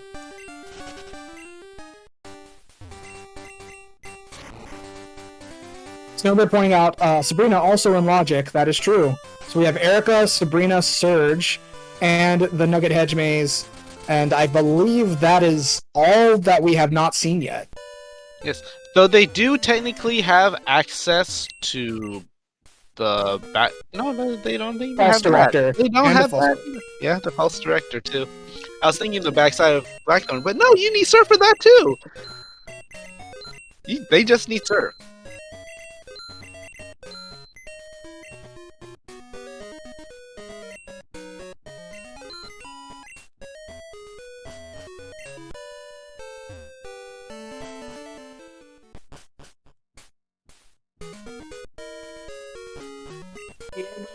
Taking the boat, he will be finding the Clearbell, and more than likely afterwards making his way up the Tin Tower to grab that badge as well, and to defeat the Ho at the top to get access to Ho Chamber eventually. Diego does need this to catch up potentially.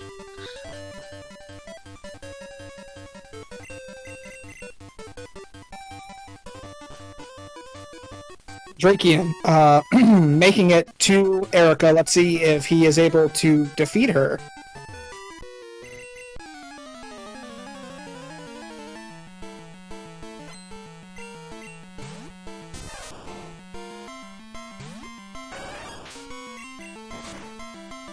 Alakazam showing how weak its physical attack is. Voltorb does not have the best defense, and it still survived an earthquake.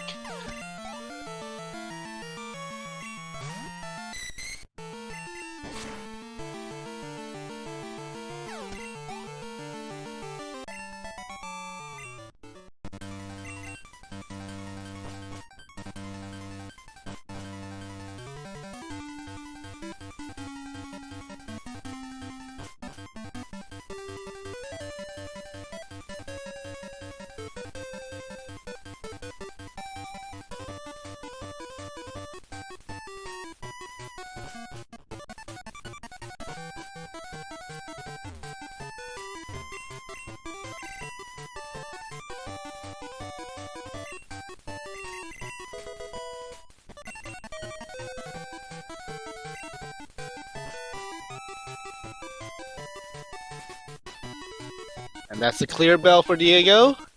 He should be going up the Tin Tower next. He has a lot of catching up to do, however. Yeah, that is true. Driekiann having to revive the Alakazam, but I believe he is nearly through Erica, so we will be able to see that progress very shortly if it is on Erica.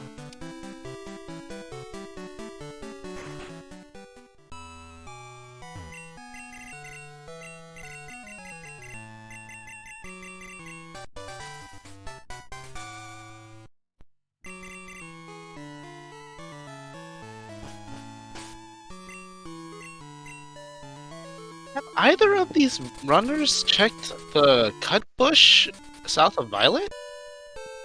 That's a good question. I don't think they have, now that I think about it. There's no way they would be doing Kanto gym leaders without that, though. Right?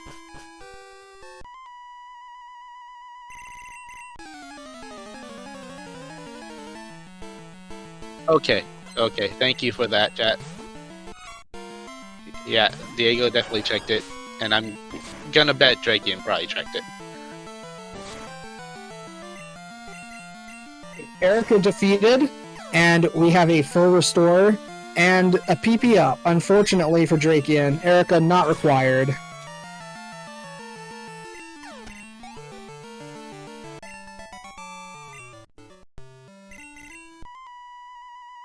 Driekiann will be heading up towards the Nugget Hedge Maze. I believe this could be a good play, considering that if the badge is on the other two gym leaders, if the progress is rather, at least the Alakazam will be getting some levers to be able to take care of those Pokemon more easily.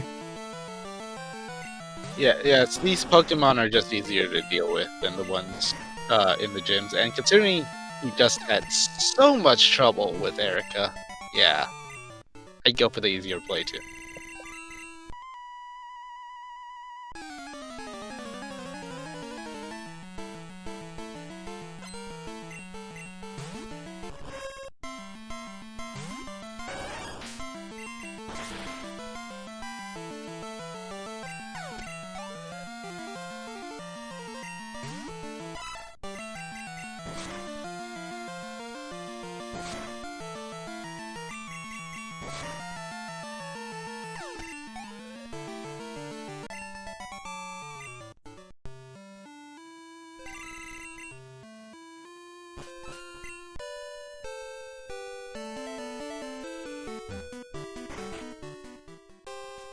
Diego is about to take on the Suicune in the tower and eventually make his way up. Meanwhile, Driekiann still in the Nugget Hedge maze, about probably a third of the way through.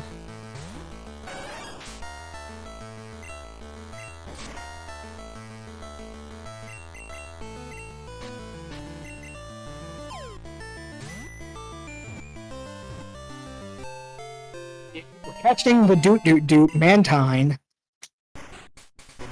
That's an interesting play.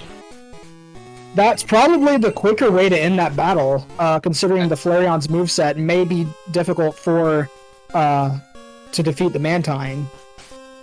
It's always nice to have something to take a punch.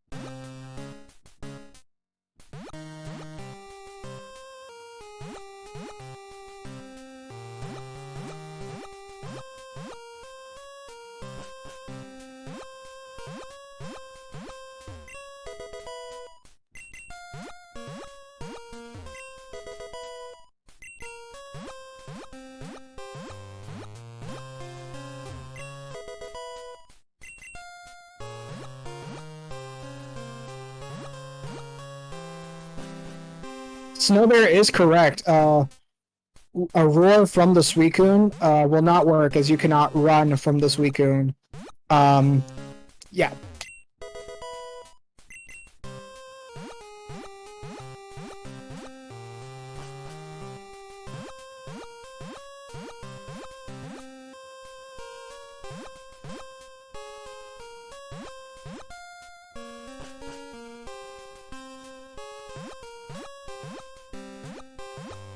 Oh, right.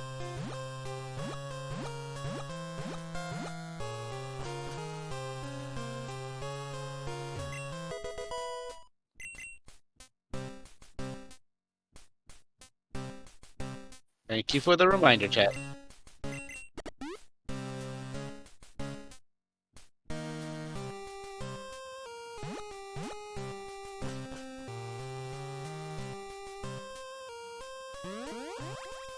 Yeah, Driekiann almost through the Nugget Hedge maze, and Diego is about to be picking up that Cascade badge in one of these warps here.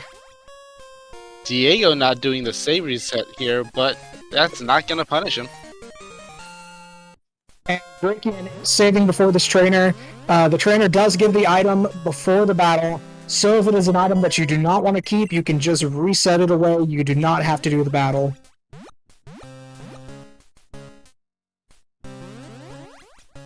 And there's Surf. There is Surf in the Hedge Maze. I'm sure many runners will hate to see that. But for Driekiann, he is probably very happy that he now has Surf, and he is able to clear out a bunch of checks now. Looks like he is going straight for the Lake of Rage. He's going to be taking on the level 30 Shiny. Any predictions in chat?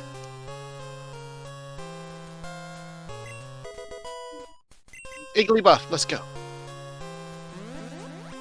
It's a pincer.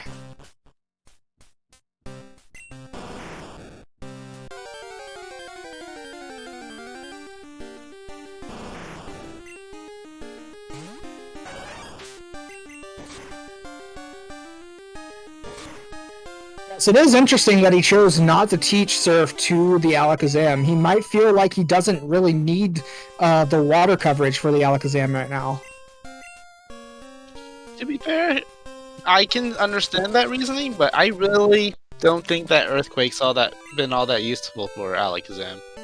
It's just I think it's so important. bad. I do think it's important for the Alakazam to have a physical move in case it comes across a Blissey.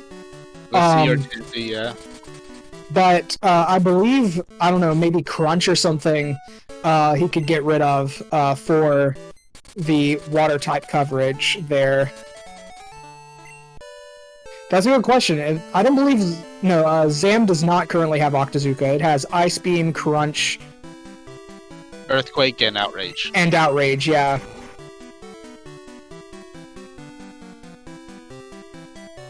This is still pretty item dense check here, so I don't blame him for coming here. It's just a matter of preference.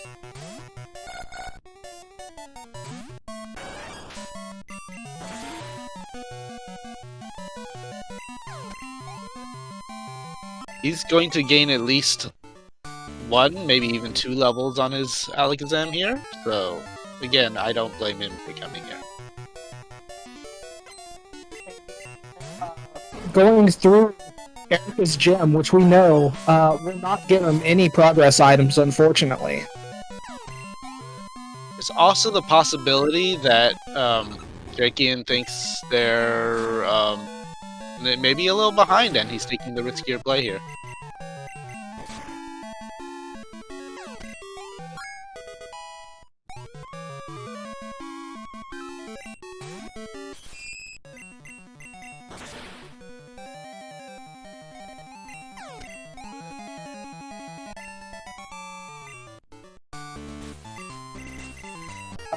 In chat, yeah, the Flareon is probably going to have a lot of trouble on the Slowking coming up in the Erica fight.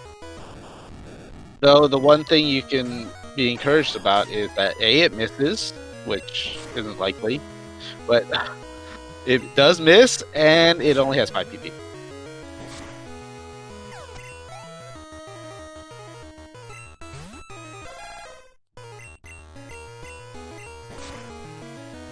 There's still a lot of checks left. This is likely to be a good place to find at least 1 or 2 key items.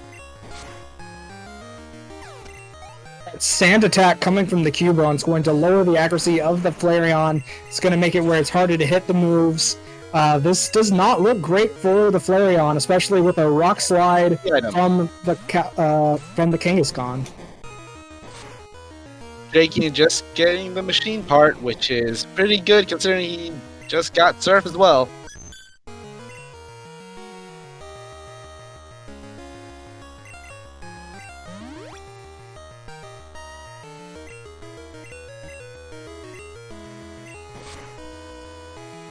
Yes, it seems Driekiann is in a really good position here. I'd say Driekiann does have a pretty solid lead, but that does not mean that this can't turn around at any moment.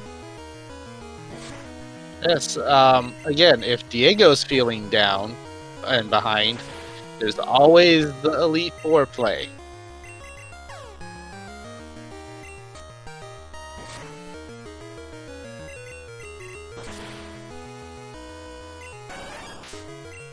Flareon is not having a good time against Erica.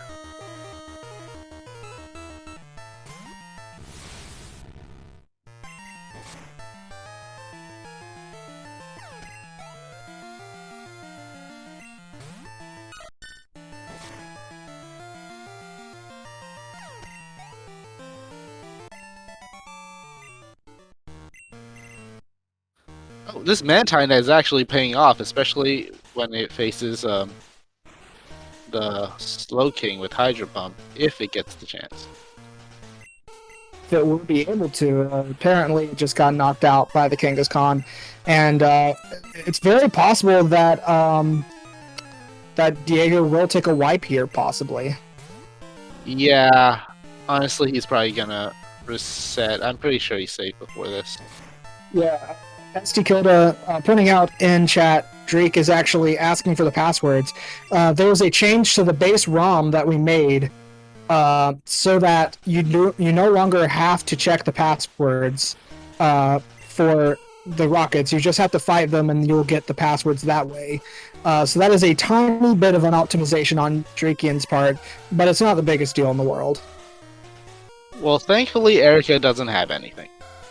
Yeah, because Diego just wiped to Erica. That's a bit rough. Where is Diego going to go next? That is a good question. I don't know what else he has. Has he checked Mount Mortar? Is that where he's headed? Whirlpool in the rocket hideout. That means that Driekiann now has access to Whirl Island, can grab that level 60 if he so chooses. Yeah, that Zam's not high enough level for me to consider keeping it over something that's pretty good. If it's there. Yeah, absolutely. I think it's at least worth checking Yeah, you can't ignore it. You just can't ignore it. Yeah. Unfortunately, neither part of Flash yet, so they may feel deterred from checking it yet. This is actually possibly looking like maybe even a no flash seed, though technically it has to be in logic somewhere outside Mount Silver. I personally beaten seeds without flash before. My guess is that there is further progress somewhere in one of these surf checks that will eventually lead them to Flash before they would have to, or they, well, of course it'd be before they have to go into Whirl Island, but my guess that there is possibly progress in Whirl Island, but they do would like to find the Flash first before they go there. I think Diego's about to make the play. Looks possible, but it looks like he is flying somewhere else, possibly? Maybe returning back to Erica. He is going to be sorely disappointed when he eventually makes it through Erica. Or he might be making it... Yeah, he's probably going to the mall to stock up maybe on some X items or some healing items before making his way over to the Nugget Hedge Maze. Surf over Outrage makes sense because you already have Ice Beam, you already hit dragons, and the only thing Outrage would be advantageous against would be a Kingdra. Yes, and even then, the Ice Beam will still hit the Kingdra for neutral damage, so I definitely believe that Surf over Outrage would be the best play here.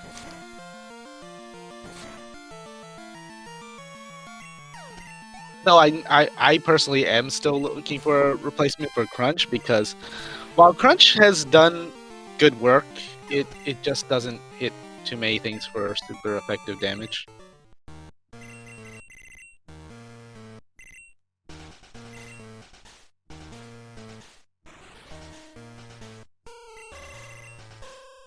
And of course, there's always the hope for the fabled Psychic TM.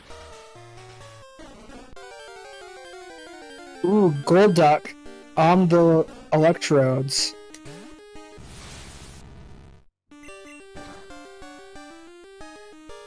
Diego making a play for Sabrina. Now, I do not believe Driekiann has checked out Sabrina yet. Oh no, hitting an optional in the gym. Driekiann has not checked out Sabrina yet. There could be some sort of different progress on Sabrina that Driekiann might not check for a long time.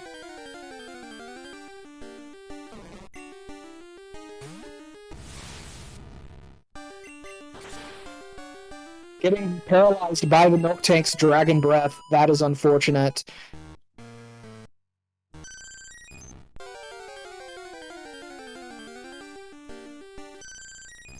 There are different paths in Sabrina's gym, so he'll make it eventually. Oh, dig! Learning dig on the Flareon. That's actually pretty good. Not only for saving movement, but also the fact that dig is a physical move. Not necessarily terrible for the Flareon.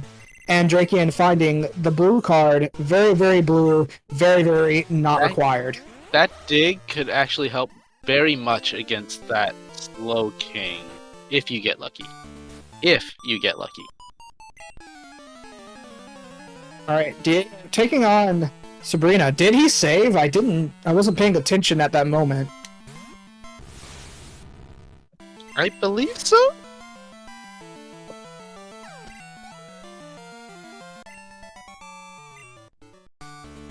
Driekiann is making his way through Price's gym.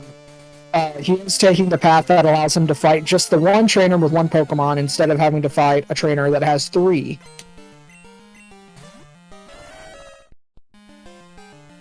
Thank you, Kirby fan, for confirming that he did save. I believe that is definitely the right move here, considering the levels on Sabrina's Pokemon. They are quite high. It looks like Diego needs a shopping trip soon. Ooh, that hyper potion. Diego actually was in the mall just very shortly, a little bit ago, so he had the opportunity to shop. Oh, he didn't buy revives. Oh, that rollout is doing too much. Looks like Driekiann fighting Price, not getting anything from Price. Let's see if the guard item is progress here. Unfortunately, the rest of the rocket base was absolutely nothing. But it was still pretty good considering he got Whirlpool out of it. Looks like Driekiann will be checking the surf item here on Route 44. Yeah, you don't want to abandon this check just in case.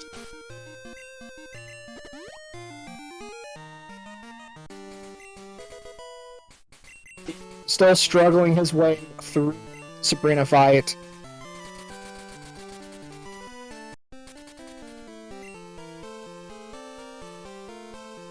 Looks like Driekiann is making the play to check out the waterfall checks in Mount Mortar. This is pretty big. There are 9 checks locked behind waterfall. There's the expansion card. Look at that. Oh, and apparently Driekiann has also not checked the surf checks here. That's another 5 checks. That's... Oh, right. That's pretty good. Yeah, it looks like Driekiann has...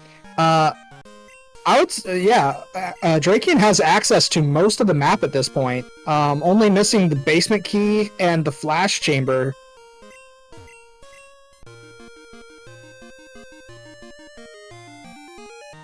And Diego, unfortunately, having to try that Sabrina fight one more time.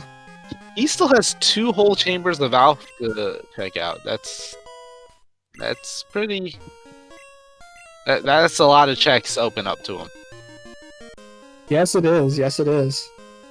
And, yeah, considering that he already fought the hole at the top, yeah, he can go on ahead and clear out all the chambers in the Ruins of Alph. That's 3 chambers, in fact. No, he doesn't have flash yet. Oh, right. I'm sorry. And he's going to the right here, which is the best way to do waterfall right here. Slight minor optimization going on the right side, going up the waterfall here. But he will be getting 9 checks back here in the back of Mount Mortar. That Furret has rollout and is dealing so much damage to Diego. Unfortunately, that is yet another wipe for Diego. Will he continue to fight Sabrina? Yes, it appears that he will. He will keep trying to fight Sabrina until he wins. At this point, he kind of probably is getting a little desperate. Yeah, unfortunately, the best thing for Diego to do here in order to catch up to Driekiann would be to do the Nugget Hedge Maze, get that Surf HM, unless one of the progress items happens to be on Sabrina, in which case he will have a slight advantage in that case. But again, Driekiann, he will eventually might just run out of checks and do Sabrina later anyway. So I think it would be in Diego's best interest to abandon Sabrina and start heading up towards Nugget Hedge Maze. There are just some runners who refuse to do it. And Diego might be one of them. So far, I don't believe there was anything in the back of Mount Mortar. We have 2 item checks left.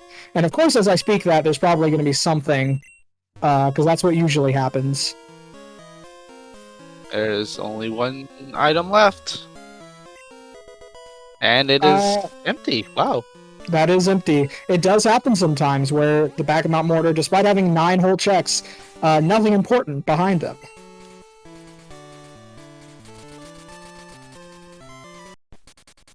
Going to check the in-town water checks.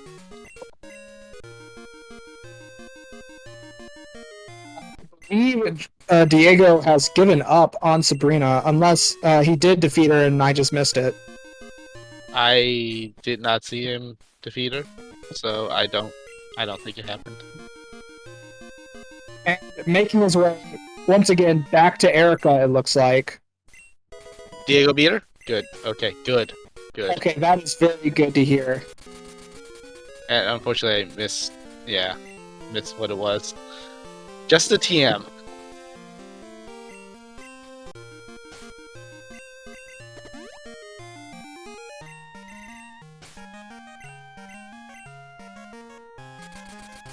I think he really needs Surge to be something, and for Driekiann just to check that last.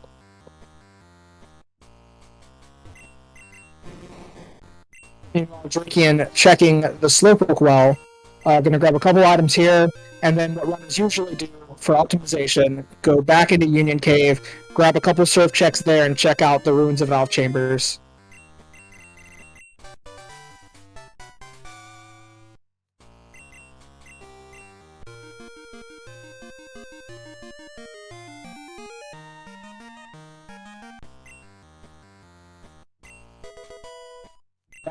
HM05 Flash in the Slowpoke well.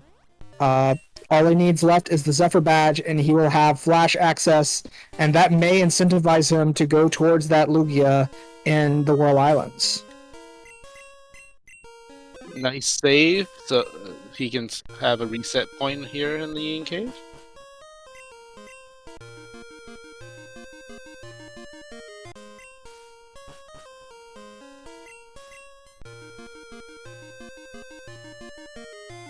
Bone using Sand Attack on the Flareon once again, gonna cut the accuracy down. That could cause problems against the Erica fight.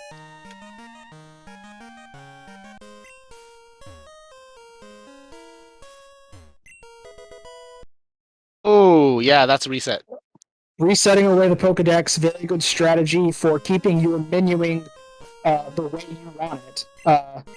Since the Pokedex will interrupt your muscle memory for your menuing, it is best to reset that away if you can, and luckily for Driekiann, he got it in a place where he could easily just save reset it.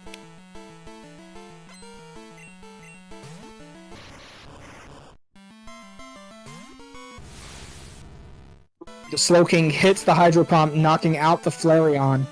However, there's a good chance Diego will be able to finish up the Slowking fight here and be able to get the 2 items from Erica that unfortunately we know will not be progress. Driekiann is checking the Ho-Oh Chamber.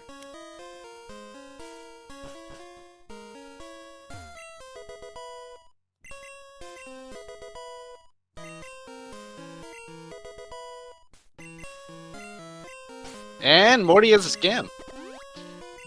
No, it isn't. No, wait, no, it isn't. To say. No, yeah, there was one badge, okay, but still. 1 badge and Waterfall. Well, so far Waterfall has not been required. Well, there is that whole Victory Road thing. Which Sure, they have but, yet to check. since they have the 3 parts of the Pokegear and cut, they will be able to skip the waterfall check later. So yeah, waterfall does not have any items locked behind it. So if it weren't for the Cascade badge, Tin Tower would have been a scam completely.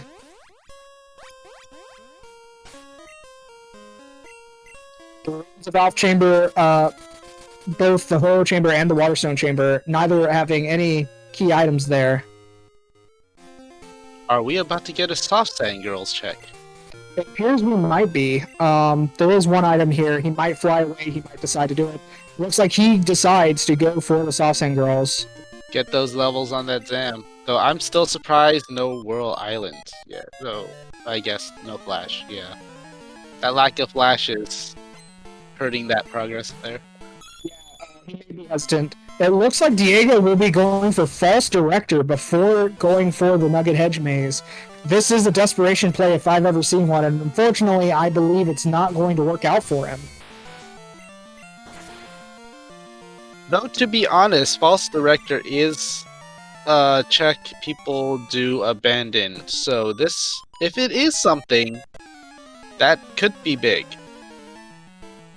It very much could be big, especially if the card key happens to be in Mount Silver. Then if there is a badge on False Director, it may be one of the last things Driekiann checks. So this could play out very well for Diego, but the chances of that happening are very slim. Still, anything could happen.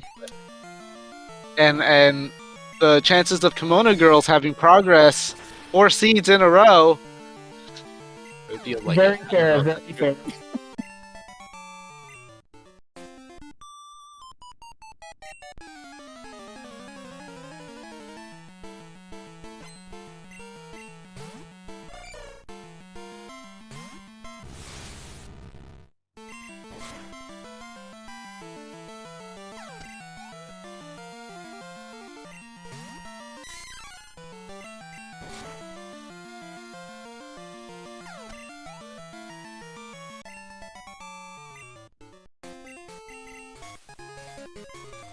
And that's a Whirlpool Islands check.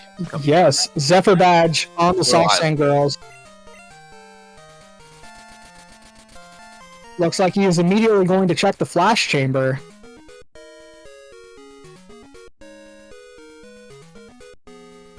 That's not a bad move. Miracle Seed check. Not giving anything too important, just a TM. TM11, which is also in the Celadon Mart. SD Kilda pointing out, Soft Sand Girls, Kimono Girls, SS ticket, all required. Yes, this is quite a seed.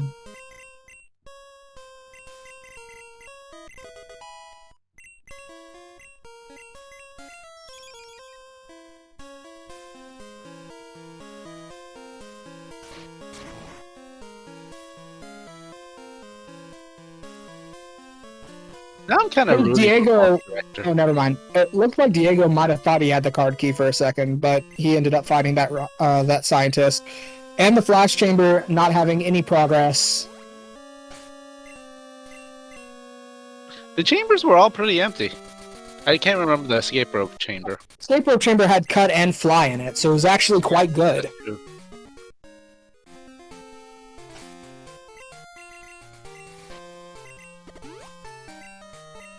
And Driekiann is making the play to Whirl Islands, it looks like.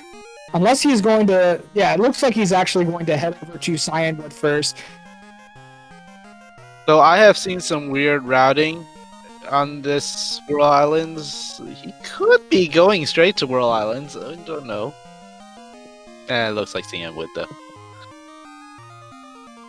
Strategy is once you hit Cyanwood, you are able to fly there. This saves a lot of movement. It seems Driekiann is not aware of this strategy, however. Just going straight for the gym. It's not bad.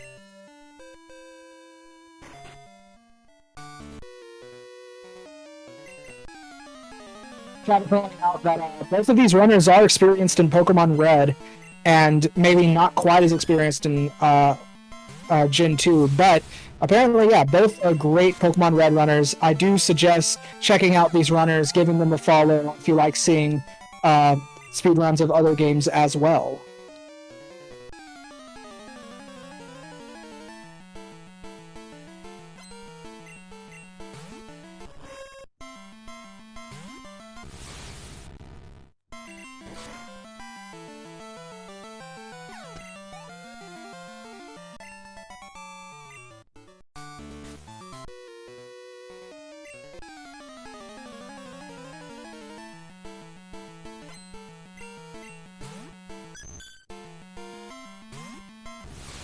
And Diego has made it to the False Director, while Driekiann is about halfway through Chuck's gym.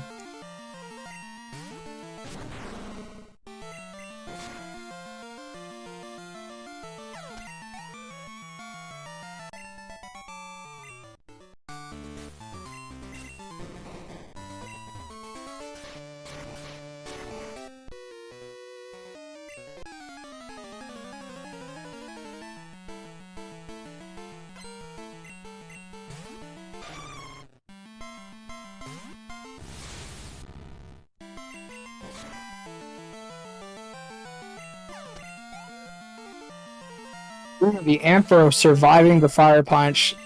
Luckily for the Flareon, it is about 15 levels higher. It's not going to be taking much damage from that Bone Rush.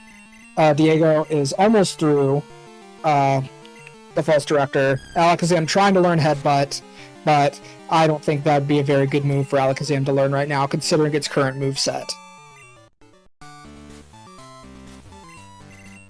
Fire punching the Scizor for the win on the False Director. False Director gives TM 35. That is very unfortunate. Yet another TM that can be found in the Mart, if I'm not mistaken. So this move did not at all pay out for Diego. So it seems he's realized. I hope he's realized that it's Nugget Hedge. At this point, I believe his only choices are Surge and the Nugget Hedge Maze. Chatter pointing out that Chuck has a Primate. What kind of rando?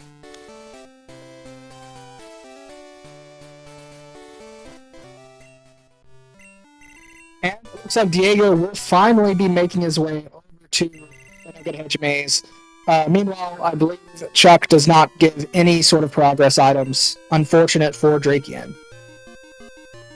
Yeah, this is unfortunate. It doesn't really look like Diego has many options left to catch up. The only thing that he can hope is that Red's really rough on Driekiann.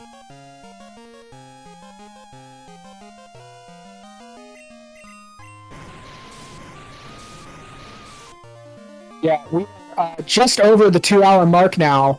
It appears that Driekiann only has 5 badges left to find. Meanwhile, it appears the same is true for Diego. That being said, Diego still does not have Surf. He will be getting it here in a few minutes, but he is at a significant disadvantage as Driekiann has had Surf for a while and has done a lot of these Surf checks. And we're going to see a Lugia check.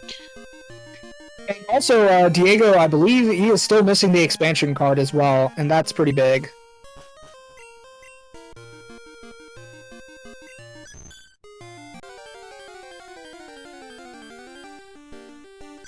A Clefable! Wow, we have a Clefable as the level 60. And the thing is that Clefable does not learn any level up moves. So it will have the same moveset that it came with as a Rock Smash Pokemon. It had Dynamic Punch. Which could actually...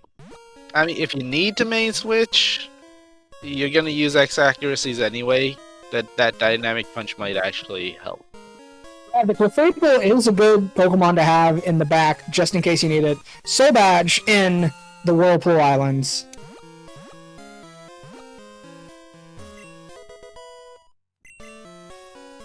Driekiann skipped some checks. I believe he might have skipped some checks in Whirl Island. If he's here, yes, he skips some checks. That's not good.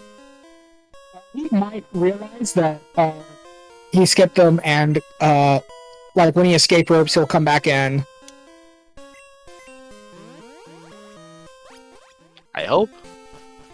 Yeah, he's going back in. It appears he realized that he may have made a pathing error. Oh, he is digging out. I imagine what he's... Okay. He's making his flash.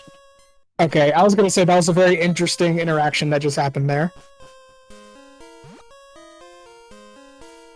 Okay, yeah, he realized what his mistake was. He's going to fix it now.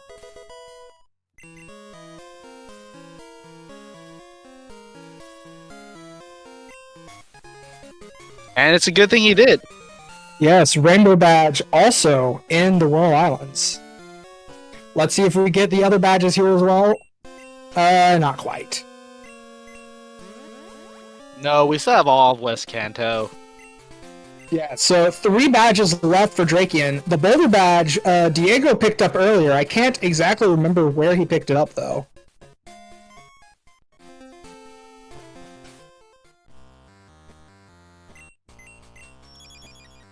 I'm sorry, what was that?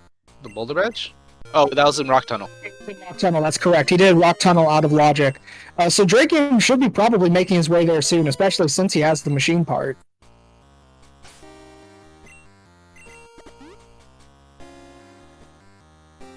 So essentially, all we need to know where everything is, we need the Thunder Badge and the Marsh Badge.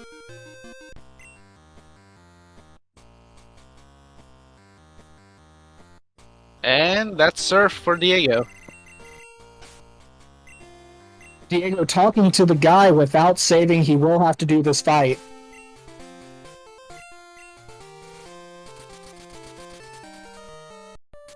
And it looks like Driekiann will be making his way up towards Tojo Falls. He'll be collecting the checks there. And he'll be able to clear all of this out since he has all the HMs and their associated badges. He has not woken up the Snorlax yet, has he? So he can't go... Huh? Oh, I was just saying, I don't think he has, no. Yeah, so he won't be able to go into West Kanto from here. He's just going to go all the way through to Victory Road, check all those checks, and then potentially after that make his way to Viridian City. Or, I'm sorry, to Vermilion City, and wake up the Snorlax.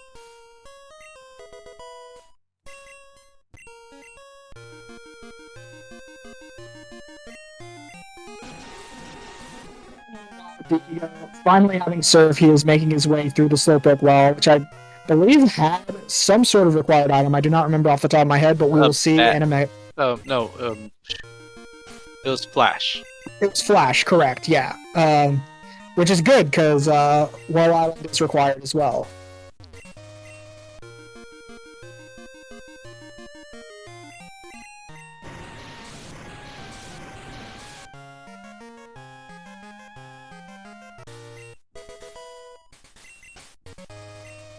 It's a Master Ball for Driekiann.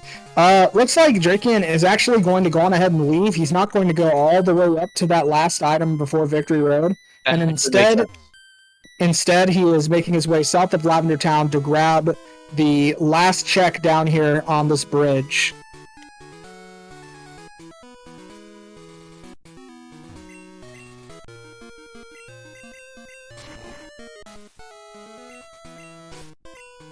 Yeah, unfortunately for him, he will have to do a trainer fight in order to get that last item if he's coming from the other side. But it is very possible that that trainer fight will be faster than the movement it takes to get all the way from the Whirlpool check to that check right near the entrance to Victory Road.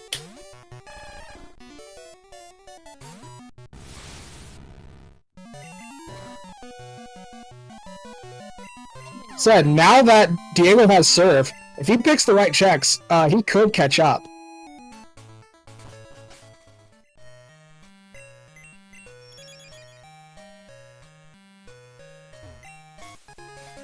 And that is the Boulder Badge for Driekiann as he makes his way through that tunnel to the machine part check.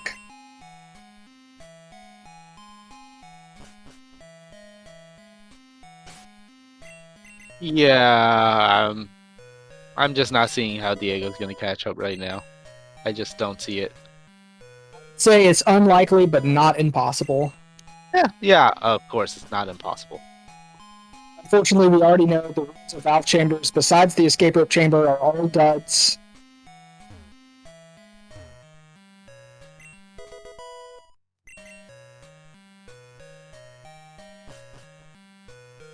Yeah, if he's able to get these 2 batches off of these machine part checks, this will be a very quick seed.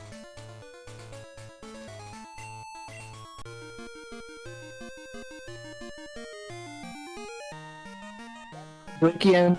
The best case for Driekiann is getting these badges as soon as possible. He does not want to see basement key. He does not want to see the card key. And the secret potion might be okay, but any of those other items that give large amounts of space that you could go to, such as the radio tower, you don't want to see those.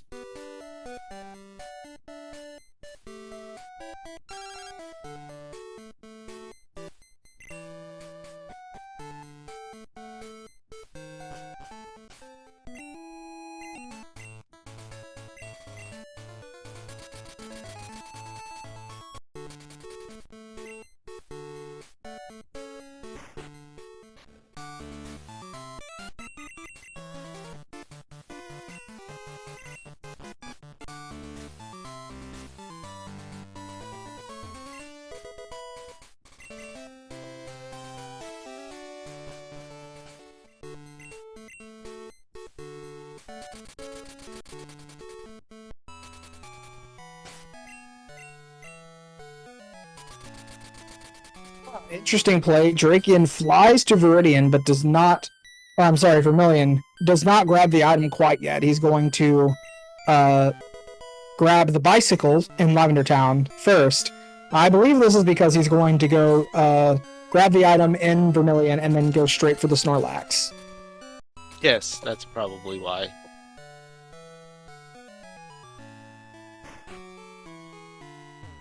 I don't think he's gonna fight Surge. Finding the expansion card, he now has all 3 parts of the Pokegear. Driekiann is about to check out the Snorlax and make his way over to West Kanto, which Diego now has access to. And a Wigglytuff for the Snorlax. Wow. That Alakazam is looking better and better and better. Diego is checking the Mount Mortar waterfall checks. Unfortunately, as we know, all of these checks, none of them have any progress on them. But you still have to do them. Because who would leave behind 9 items that are just free? Yeah, absolutely. Driekiann still has a lot of very quick checks to do over in West Kanto, so there's a good chance we might be seeing Go mode at any moment now, really.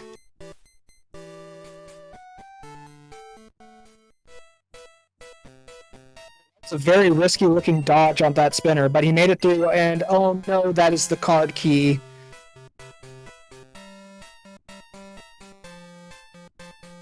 You know, I actually think that just increases his lead, as long as there's something there. Problem is that Diego has already cleared out a lot of the Rocket Tower. Therefore, the card key doesn't really give him much of an advantage here. But he has such a big advantage already. I don't think that's too relevant. I mean, it could be, but Could be, but it just increases the time that Diego has to catch up if he does decide to go for the Rocket Hideout. I'm sorry, the Radio Tower, and use the card key, and it ends up being nothing.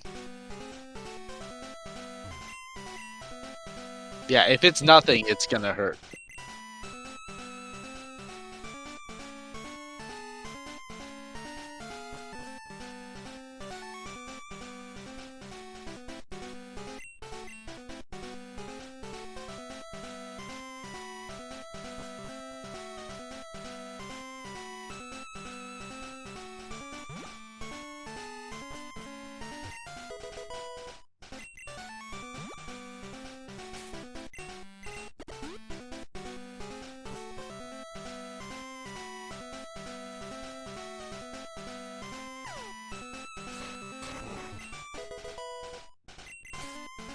And only one check left to do here in this area.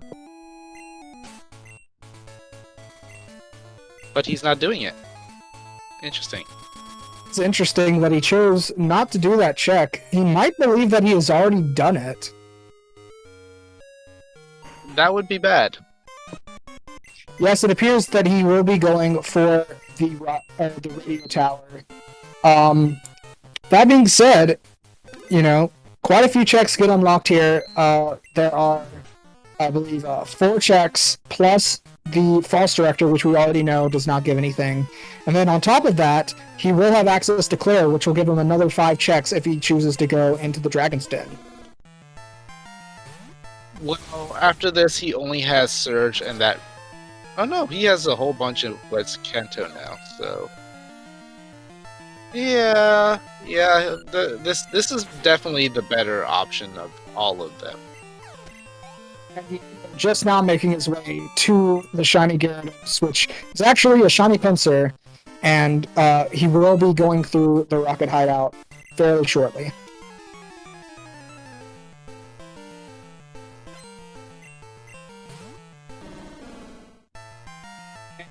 The machine part was the only important item in the Rocket Hideout, correct? I believe so. I know there was one item. I just don't remember which one it was.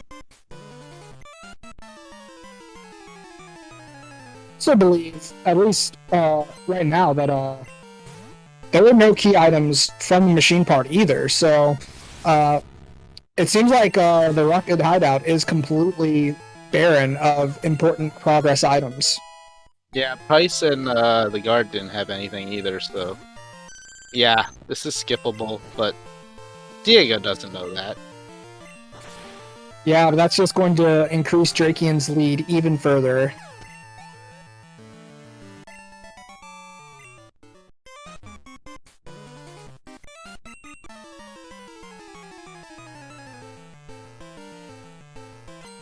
Correct. Misty could have something, but you do not need to return the machine part to fight Misty.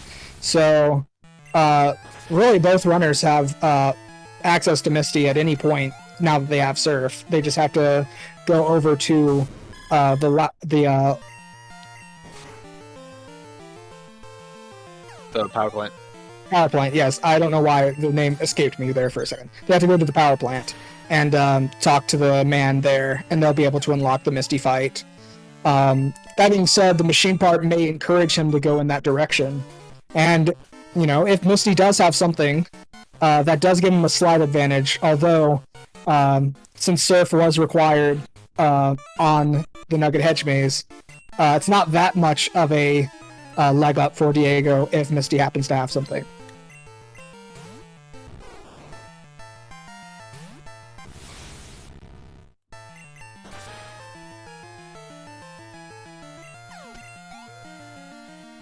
Yes, Alakazam is a very good mon.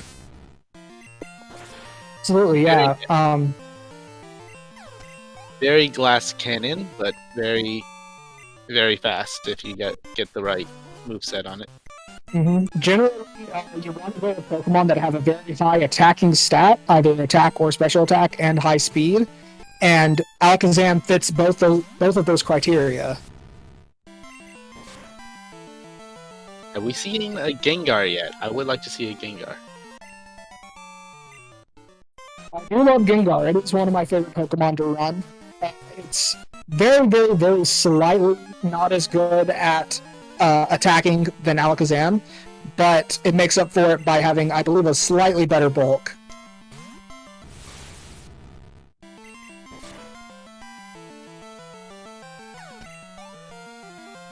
Its HP is also nothing to write home about.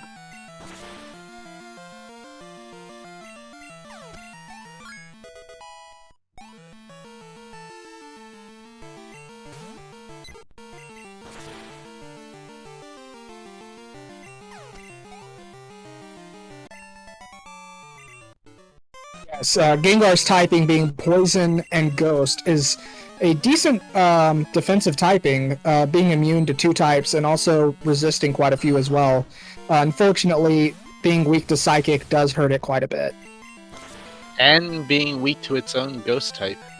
Yeah, being weak to Ghost and being weak to Dark. Its physical defense is actually bad from what I understand, though. Gengar's... So, also being weak to Ground, good to point out. Later generations, it gave it Levitate, and then it took away Levitate, and that made me very sad as someone that does love Gengar. Alright, and we're about to see the items at the top of the radio tower.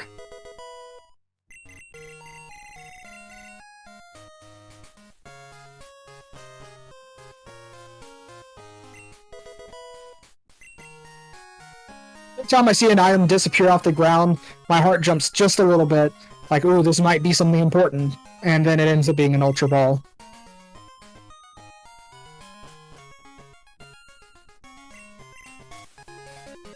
And card key is required. Key is required. The Sunny Day girl giving the Marsh Badge, Driekiann making his way to the False Director, which would be just a slight time loss, considering we know that False Director does not give anything. But at this point, Driekiann is very, very, very far ahead here. We just need to find out where the Thunder Badge is, and that could be anywhere. It could be anywhere. What do you think Driekiann's next play will be? It's hard to say. If I were in Driekiann's shoes, I would probably go for Claire at this point. All things considered, since you have cleared out the radio tower, Claire, I believe, has the densest amount of checks available at this point. Yes, I also agree. It's not just that, he also needs the levels. Alakazam needs levels. Doing the red side at 48 could be a little bit rough. Just a couple of more levels might help out. But in the end, it also appears that Driekiann will have a lot of time to figure out that red fight. Oh right, Whirlpool was in here too. And there is an argument for doing E4 right now for Driekiann in order to get levels on the Alakazam, as well as do a couple of checks that are locked behind the E4. It is possible that he goes for that play, but I don't know if he will. Nah, you don't do that. Not just for levels. It's like he will be making the play to go to Claire, which I believe is the right play right now. Claire will give him at least 2 levels.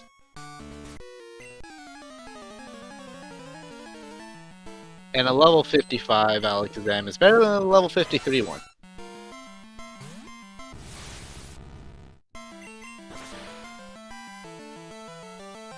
That's assuming 5 rare candies, of course.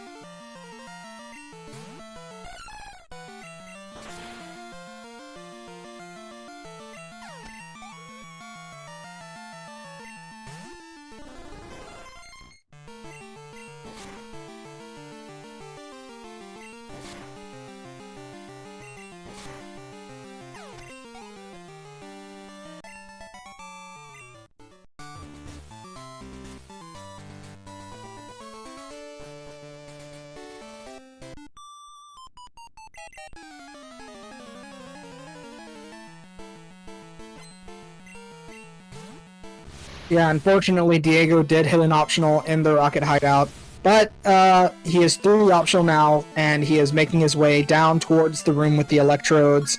Driekiann on his second fight in Claire's gym.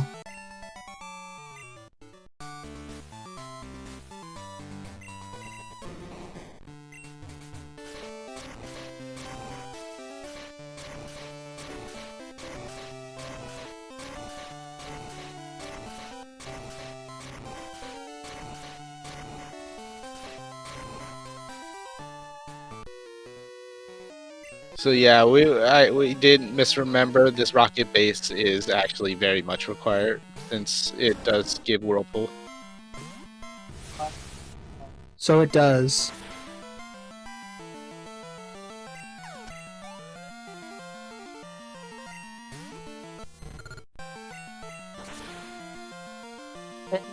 This was the correct move for Diego, but it might just be too little too late at this point, considering just how many checks there are left for Diego and how few checks there are left for Driekiann.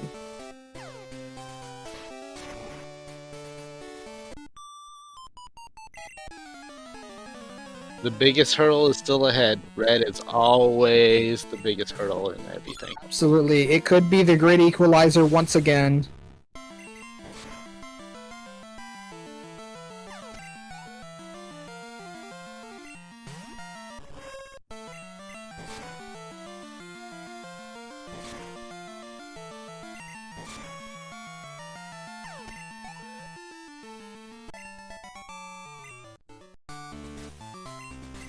Driekiann has made it to Claire. Claire having 4 Pokemon should not be too much of a problem for the Alakazam at this point, being nearly level 50, if not... Yeah, just nearly level 50.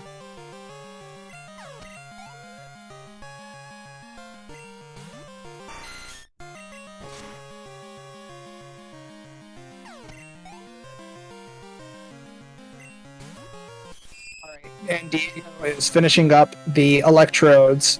His best bet now would be to not do Price and not do the guard and move on to something else.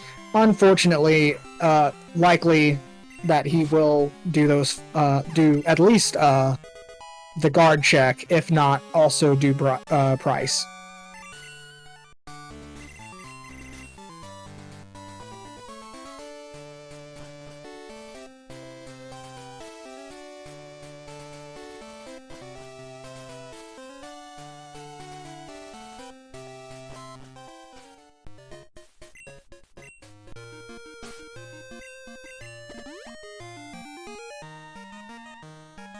Now to see what we have in Dragon's Den. Yes, there is one very short fight here at the entrance, but after this fight, there are 5 items in this location. And one really super tough quiz. If you pass it, you gain entrance into universities. It's just the hardest quiz ever. Fun fact for those who don't know, the answers to the quiz you can give in the Dragon's Den are the same input. And that's go mode. That is go mode for Driekiann. But yeah, like I was saying, the quiz in the Dragon's Den, you can use the same inputs that you use for the quiz in the radio tower to grab what is the radio card check vanilla. That being the first answer twice, second answer once, first answer once, second answer once.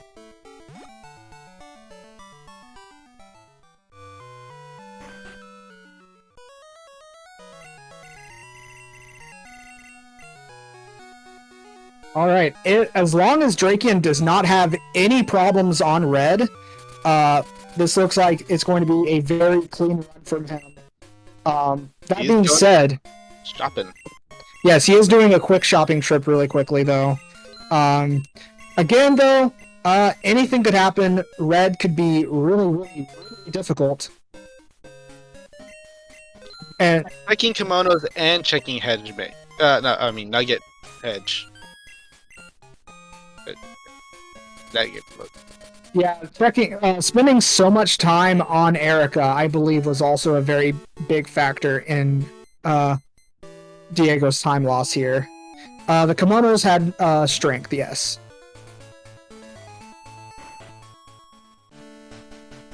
Yeah, if I'm not mistaken, I believe he spent more time trying to get through Erica than he did just not doing kimono girls. So, I think right now Drake really should be using those rare candies. I don't know what level that Alakazam is right now. I'm a little afraid of... He's probably going to use... He'll be fine. Yeah, I was going to say he'll probably use the candies once he gets into Red's room. I'm afraid he's running into battles because there are level 48s around here. I see.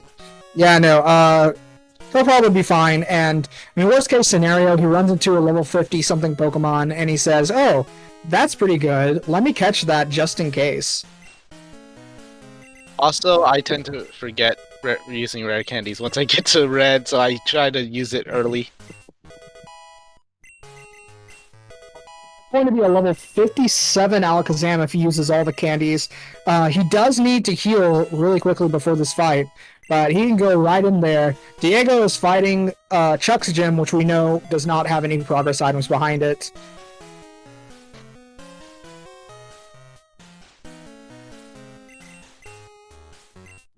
Flash strats, that's good, that's good.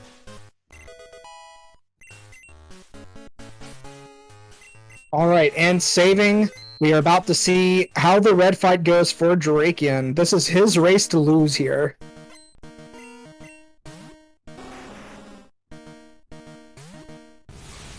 Luckily, Charizard on the lead.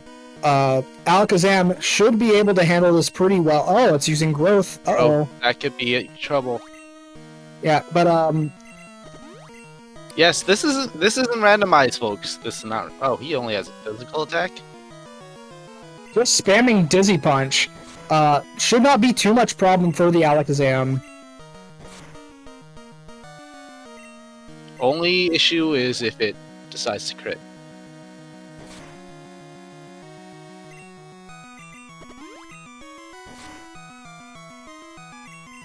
It crits.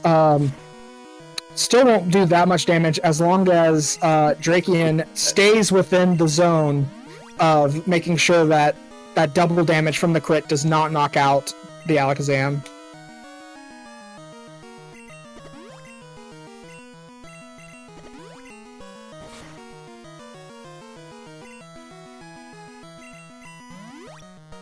Yes, this is looking really good for Driekiann.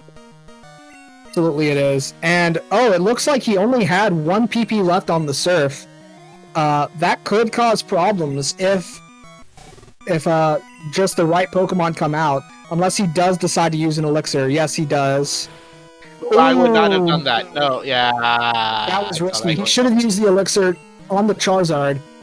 But it turns out he is fine. The Crunch, he barely survived it, and he will be able to sweep the rest of his team, more than likely. Ooh, that crunch. Oof.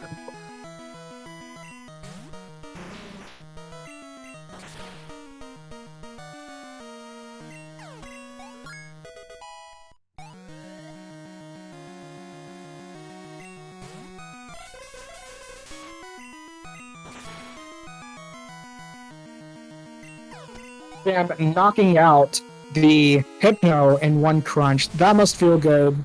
Hypno being particularly bulky. Surfing the Steelix. I believe this is going to be the win for Driekiann right here.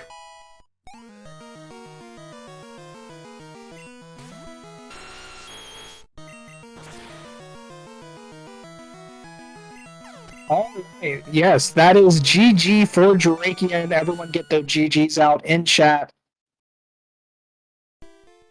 Driekiann finishing with a time of 2 hours, 30 minutes, 24 seconds. A very, very good time.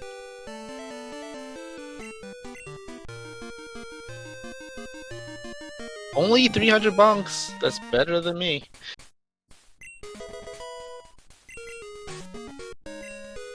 Let's see if we can get Driekiann in for an interview. Meanwhile, Diego is still going. He is not forfeited yet.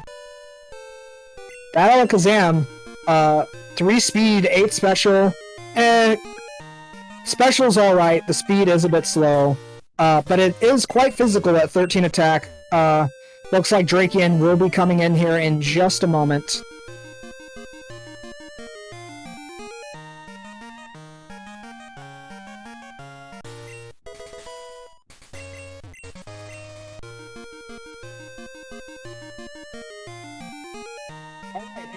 Welcome, Driekiann, and GG's. Very good run. How do you feel? GG.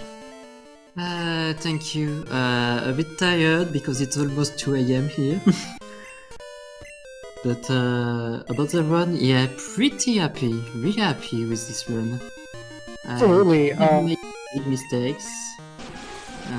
Yeah, I had a good main too. Yeah, fantastic main. Honestly, I don't think you made that many mistakes. 230 is a very good time. Do you have any questions so far, RPG? Yeah, do you? What drove you to do Kimono Girls and Hedge and Nugget Maze that soon? Basically, I had my Alakazam, that was my 2-spoon, that was insane, and I was like, I wanted to be my main until the end, and before doing my revolve, I wanted to do Kimono just for the XP, just to be safe, and in the idea to full clear everything. So I don't remember what was on Kimono, but I remember I was happy with this decision. Kimono was HM04. And Yes. it was a very big decider in this race because Diego went to Kanto early. He got the pass before he got the squirt bottle, and and he did like most of the easy checks there, and then he came back and didn't get squirt bottle until later, and then he skipped Kimono Girls. So you had a pretty big lead because you did it.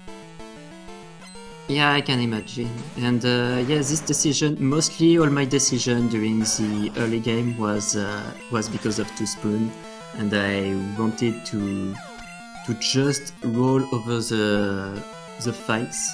So I just decided, okay, I will just target the easy fight first that I will anyway do at one point.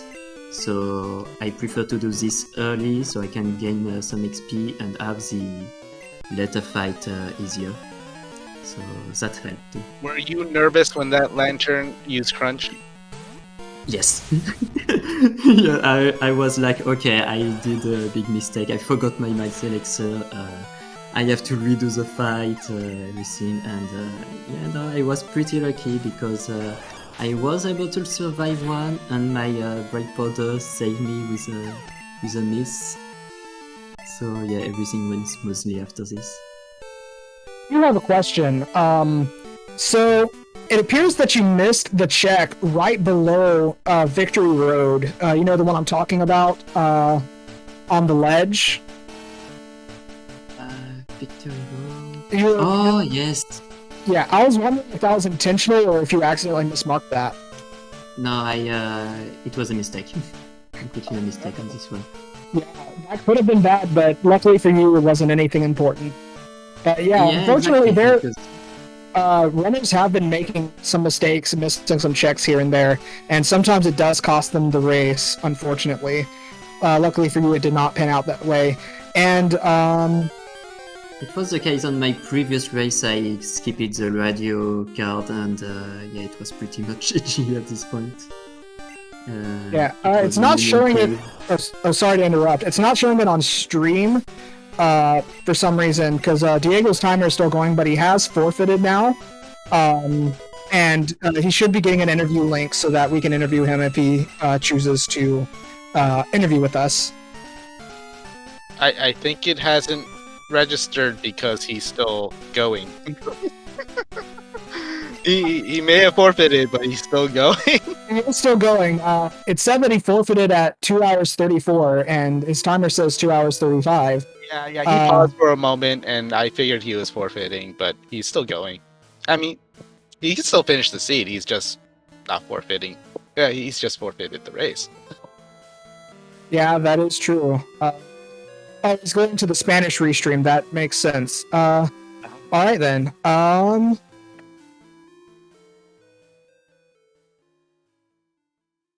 Well, really good race, Driekiann.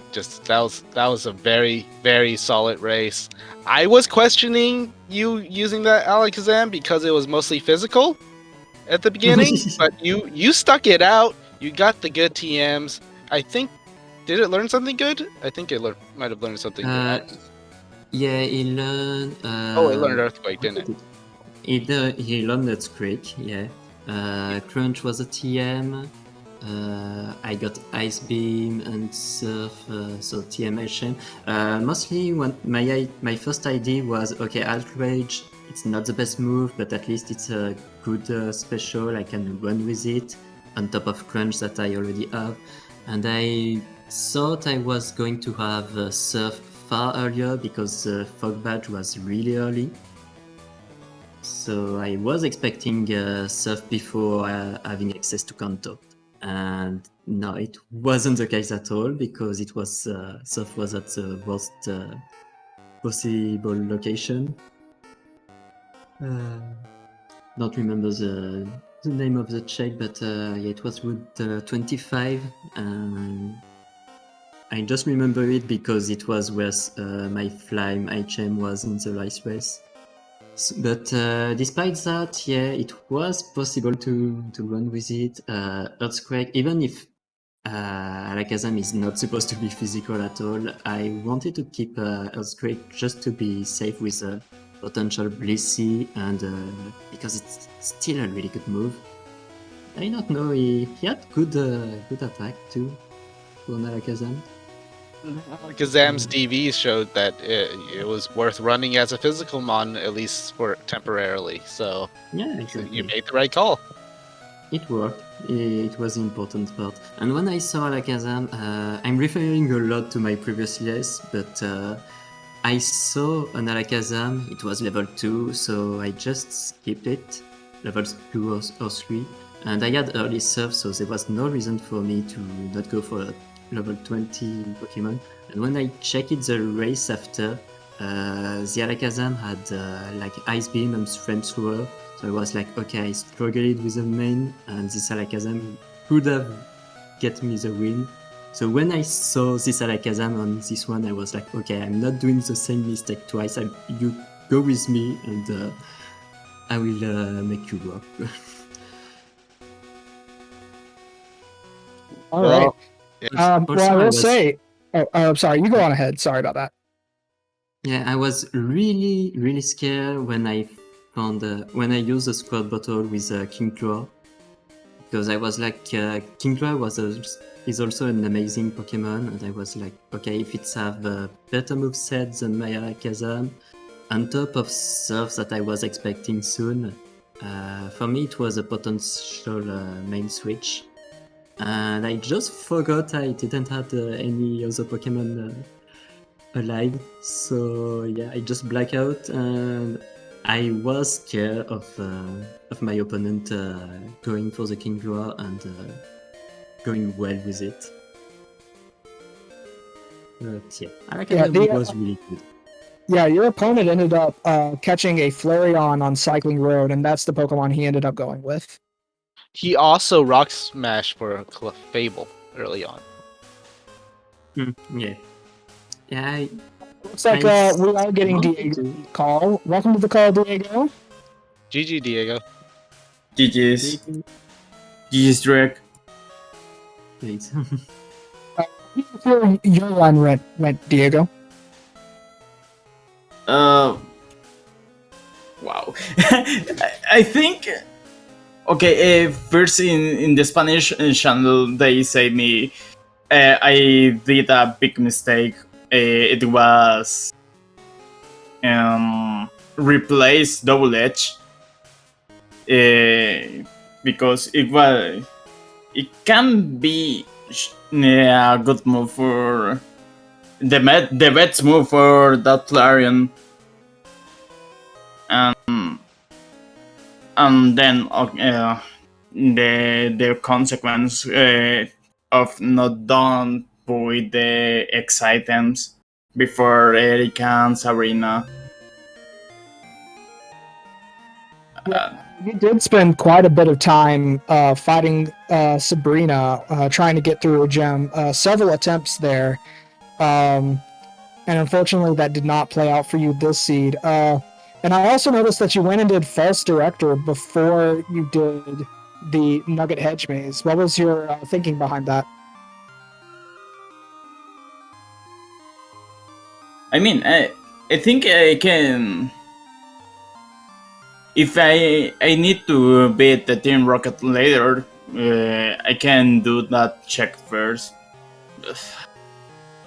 Maybe I didn't think well on that occasion. Wow, I think I speak in English so bad today. Sorry. No, it's fine. Perfectly fine. You're doing perfectly fine. I was just gonna say, if False Director would have had something important on it, that actually could have given you an advantage there. So not necessarily the worst play. But well, it was in not good bridge again. And I mean, I think I didn't play well, so it was the worst thing for me. Do you have do you have an aversion to do you not like doing Nugget Bridge, that gauntlet? I think. I mean, Nugget British has a lot of trainers, so we have a mentality to don't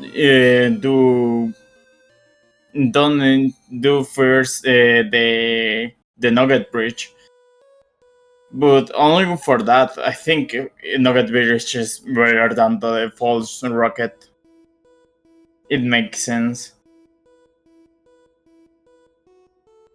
And the other thing was the Flareon. I didn't feel like the Flareon was good, and maybe Nugget Bridge is not the solution I was looking for.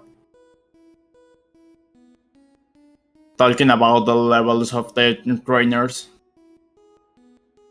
Yeah, that Flareon, it was a good choice at the time, but at the end, it kind of petered off. It kind of it just wasn't a good seed for a Flareon with all those hydro pumps, the rock moves, the ground moves. You just got incredibly unlucky.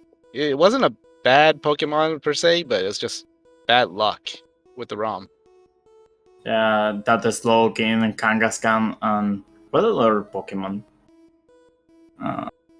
Sabrina and Erika. Yeah, yeah. And then I got lost on the caves, Dark Caves, and Rock Tunnel. You went through Rock Tunnel and got that Boulder Badge really early, and that was that your 6th badge? I think that was your 6th badge. Yeah, that was a good play, but unfortunately the main didn't pull you through, so it's just unfortunate. I forced that Rock Tunnel, but it was not the worst place for me if I didn't practice that that Rock Tunnel when I don't have the flash. I miss Gen 1 only for that. I miss the walls, the visible walls. Has trouble with the dark caves. I don't think Rock Tunnel's the easiest either, so you did pretty well. As you both mentioned when I asked you, and another chatter mentioned, both of you have more experience apparently with Pokemon Red speedrunning. Is that correct? Yes. Yeah. Okay. I mean, Drake is so well. My times is not well as Greg. I think. Yeah, myself on I mostly for the Pokemon I mostly run Pokemon Red and Pokemon Pinball, but that's something else. Mostly doing glitchless runs and catch them all. I'm not really familiar with the randomizer on Red, but yeah, my menu and movement would be much better on Gen 1. But Gen 2 is pretty fun. I'm just not as experimented on it.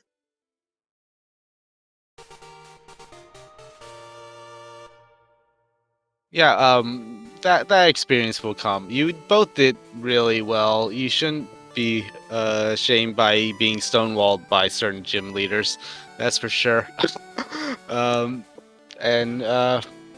we're glad to have you get to here in the community, just joining us.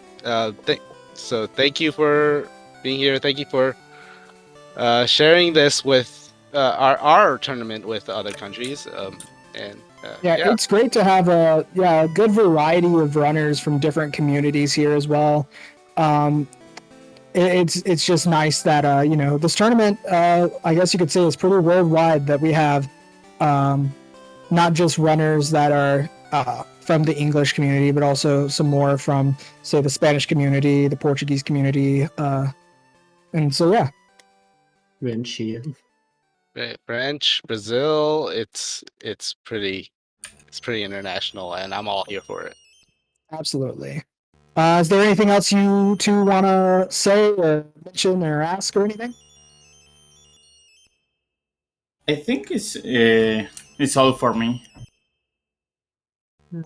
Same, just thank you for commentating this race. It's really appreciate to have a restream for this tournament. Yeah, absolutely. Thank you guys for running. GG's to both of you. Thank you to our restreamers as well as the alternate language restreamer for Spanish. And thank you to my co-commentator, RPG Mel. It's very nice to be here, and thank you, Dimnix, for. Well, you carried the weight of that. That's for sure. Nah, it's fine. And thank you guys for sitting through my mic issues. I don't know what's happening. Hopefully, they'll be better in the upcoming runs. Just to quickly go over the schedule for the next couple of days, or rather just the next day, because there's so many happening. Well, in just a few minutes, over on SpeedGaming 4, we will be having Bad News Nate versus Mr. Holmes. So go check that out on SpeedGaming 4 right now if you would like to go see that. Otherwise, tomorrow we actually have several runs happening. 10 a.m. Or I'm sorry, this is by EST. So tomorrow we have Original Smitty versus Wiser. We have Tomcat versus Furious Magic. And we have Pokefan 1937 versus Roshmore. Wingage versus Ragatreg. And Montebank versus Rob the Gamer. Those are going on throughout the day. So be sure to check those out. I do not believe that they have Speed Gaming channels assigned to them yet, but I can refresh and check really quickly. They do not yet, but I'm sure they will. And that's a really hype day of a lot of Pokemon speedruns. Absolutely. And Sunday, I'll just go on and say it as well. Sunday, there's going to be even more matches. Tomcat versus Midori, Ergote versus Pika-Pals, Wingage versus Socket, Dirtsawa 6870 versus Trisada, and Rafu versus Easton 8. So the next couple of days are going to have so many matches, you do not want to miss them.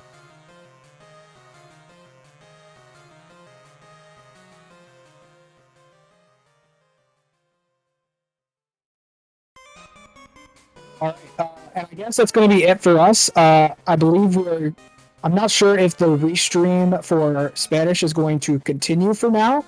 I So think no. think not. Okay. Well, we're gonna wait until we get the all clear. So yeah, we're gonna wait until we get the all clear on that. But yeah, guys, the next race, Bad News Nate versus Mr. Holmes, happening on Speed Gaming 4, happening right now. Go on ahead and go check that out. we're probably gonna rate it anyway. Absolutely true, yeah. Spanish is done. All right, so I guess we are good to end off here. Thank you guys for watching, and I will catch you later. Good night. Good night. Bye bye.